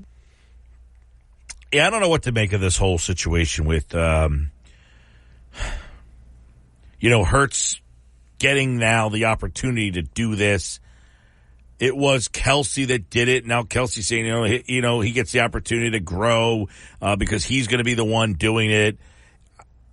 On most teams, the quarterback does those calls. I was going to say, how many teams have the center do that job? I mean, that was part of what Wink Martindale was explaining on Michael Lombardi's GM Shuffle podcast, that most centers don't do that. That this is typically something that was done by the quarterback. Right, and did they do it that way during Kelsey's entire tenure? Did he do it because they didn't trust Hurts to do it? I don't know. Well, it goes back to, the idea that Kelsey apparently started doing it because when Carson Wentz first came to the Eagles, and he had so many young quarterbacks that you had a situation where I guess he just kept doing it. And how is that different from the quarterback doing it? Well, because the way I remember it's been explained, if you take what Tim McManus wrote in that article and what talking about in the GM Shuffle podcast, and they went on a very long conversation about this on that other pod, which is apparently the way the quarterback does it is he walks up to the line and surveys everything, then calls out the changes at the line. Whereas what Kelsey was doing was he would sit up, look around at the defense in front of him and say, I read that they're going to bring the pressure from this place. Let's make this shift. And then the quarterback passes the rest of the play call to the rest of the team. Listen, that sounds like a very convoluted way to do it. That's maybe because it was too convoluted, other teams took advantage of them, maybe, right? Yeah, I just want to know why they didn't take advantage of it throughout Kelsey's tenure. Jason goes on to say, they didn't have problems with it the year before.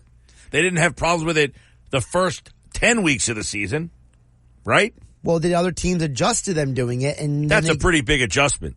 That you went from not having an issue to being so inept at it that it blew your whole season up. There's just no middle ground there. There was no gradual. It was you were competent and then you were completely incompetent. Well, remember, Lane Johnson was the one who said that the 49ers, they exposed them, right?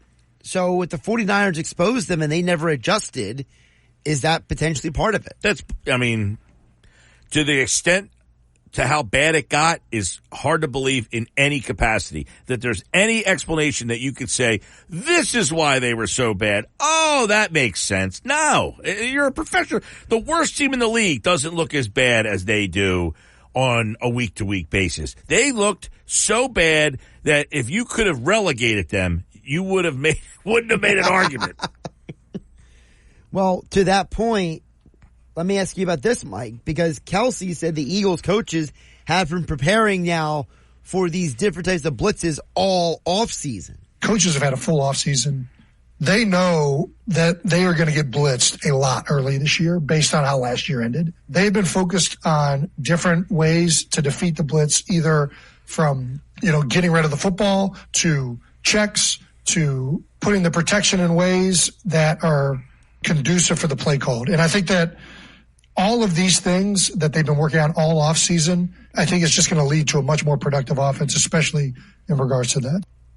You would hope. You would hope.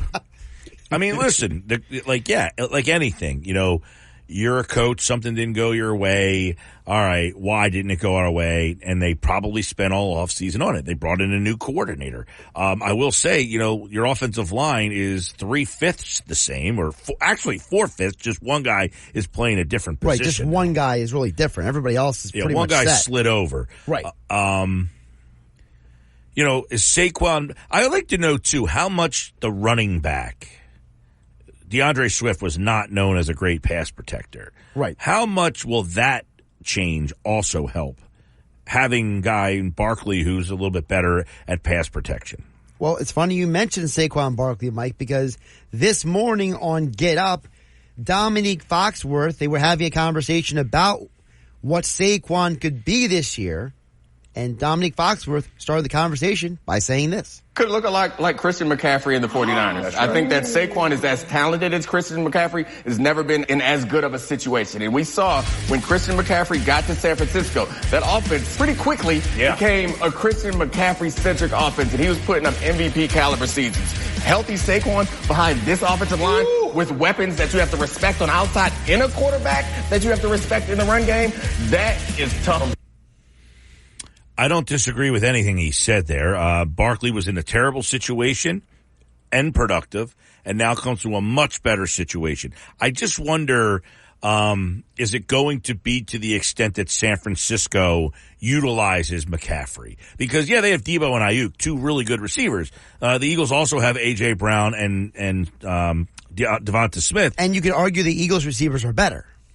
Yeah, we've had this conversation a lot. They're different to me. It's just, who do you like better? They're different. I don't know that there's better. They're just different. Ayuk and Debo are different. By the way, I got A.J. Brown and Debo on my fantasy team now. Do you really? I do. And Puka Nacua. Wow, look at you. You like that trio? That's a good trio right better there. Than the Eagles trio. Also got Jameson Williams. He's my fourth. I gotta say, I kind of like the Jameson Williams almost more than the Debo. Yeah? I think Jameson Williams is going to have a really good year this year. I hope so. Debo is one of them guys that, like I said, he's different. He's just different from, he's not a Smith. He's not a Brown. He's different. He slot, run, jet sweeps. By the way, Estevez with the save. Big and the celebration. Phillies win. Yeah, that's his new thing. He's kind of got some I don't even know what to call that. Yeah, I'm actually trying to figure out what that was as well. I was kind of looking at it. He did it the other night. He's been doing it. I know he's been doing it, but I feel like every time I see it, I don't know how to interpret it or how verbalize it. Yeah, I don't know who he's turning around and doing it to. But they win. They sweep this series, and it's a nice win for them today. But the weapons that they have on the offense, Eagles, it's really hard. Like I asked Sal Powell, I think it was about running the offense through Saquon and for the money, the amount of money that they paid him. You're thinking, yeah, of course they will, but they have so many other options in this offense. Well, with that being said, Jeff Saturday, who played on some pretty good offenses himself, Mike, with the Indianapolis Colts, he says what you just said.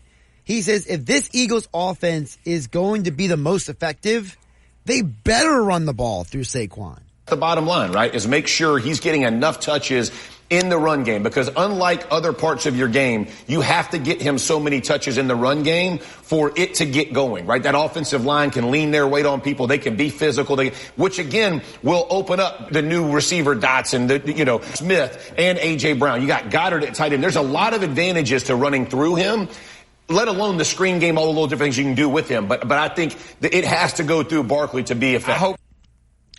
Listen, I think that the Eagles will be the best version of themselves if they run through Barkley. Your offensive line is top 2 or 3 in the league. Yep. That's where you're your best. I mean, I don't, I know we live in this era where everything is, changed, and I'm not fighting that. I think you have a weapon with your offensive line. You went to the playoffs with your offensive line. 2 years ago, you had inept weapons and made the playoffs. Now you have really good weapons, but you can still utilize your best weapon, which is your offensive line. To which Dominique Foxworth says he thinks Kellen Moore is smart enough to know what you just said, Mike. Kellen Moore should be smart enough to figure it out. It's about the weapons that you have and using them. Sure. That's what good coaches do. And I think Kellen had Dak. Mm-hmm. Kellen was out in L.A. Like, those are situations where maybe you feel more confident in passing. I think given the personality he has now, running the ball. Yeah, and Kellen Moore, I'm intrigued by what Moore brings to this offense. How is it different? How is he different? How has he evolved? What has he learned from his Dallas days?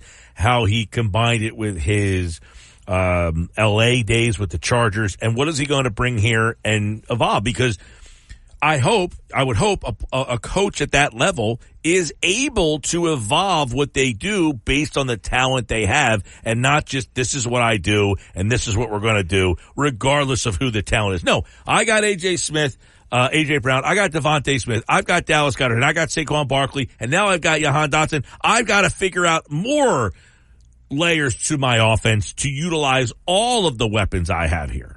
Well, Kellen Moore, when he had Zeke in his prime years in Dallas, not Zeke in 2024 version, but back in the day, they did run the ball, Mike, and they did run it effectively. Kellen Moore did not ignore the run in Dallas. Now, there were times that you could have said they should have used Tony Pollard more in that offense, but at least we know that Kellen Moore is willing to run the ball based on his past. Yeah, no, it wasn't the lack of run in Dallas. I think it was who he was leaning on more. You know, he had Pollard. He chose to kind of feature Elliott, and you might wonder if that was financially driven. Like Taiwan Walker with the Phillies.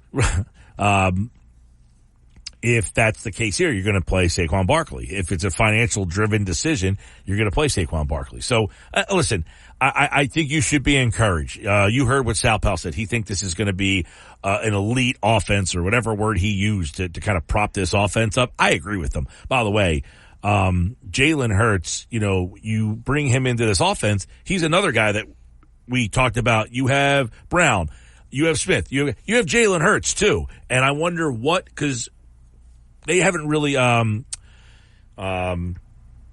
Kellen Moore hasn't really had a Jalen Hurts type of weapon. I mean, Herbert isn't a guy who, he can run, Herbert. He's not a statue back there, but you're not going to, you're not going to build an offense around his running ability. Same with Dak. Dak can move, but you're not going to build an offense around his running ability.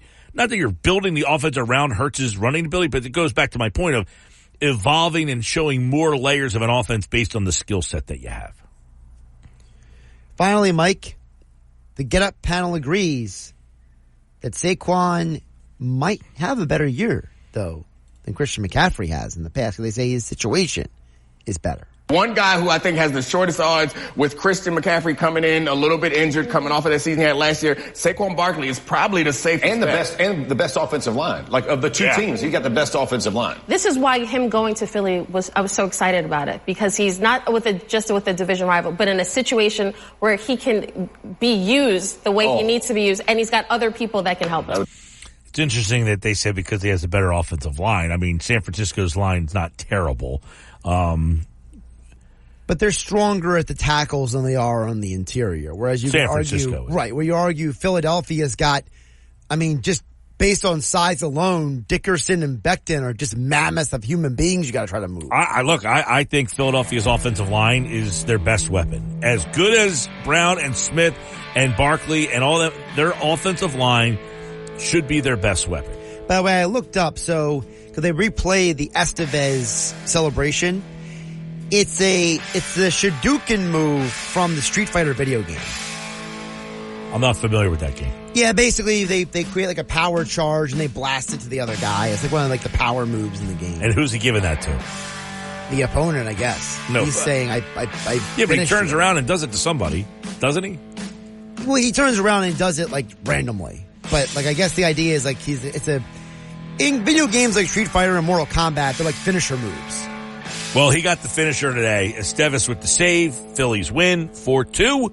And we'll recap it all coming up next here on the Sports Bash Live on 97.3 ESPN. It's the Sports. America, we are endowed by our Creator with certain unalienable rights: life, liberty, and the pursuit of happiness. At Grand Canyon University, we believe in equal opportunity, and the American dream starts with purpose.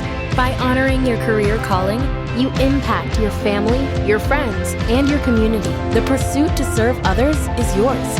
Find your purpose at Grand Canyon University. Private, Christian, affordable. Visit gcu.edu. Mike Gill. And I am the voice of the voiceless. On 97.3 ESPN and the 97.3 ESPN free mobile app. All right, time now for the the play of the day, brought to you by Bet365. It's whatever the sport, whatever the moment. It's never ordinary at Bet365. Gave you a winner yesterday. I got another one similar. Lindor now has a hit in 14 straight games. He's hit 14 in a row. It's a shame that he's not going to win the MVP. He's having a great year. Do I ride him again, though?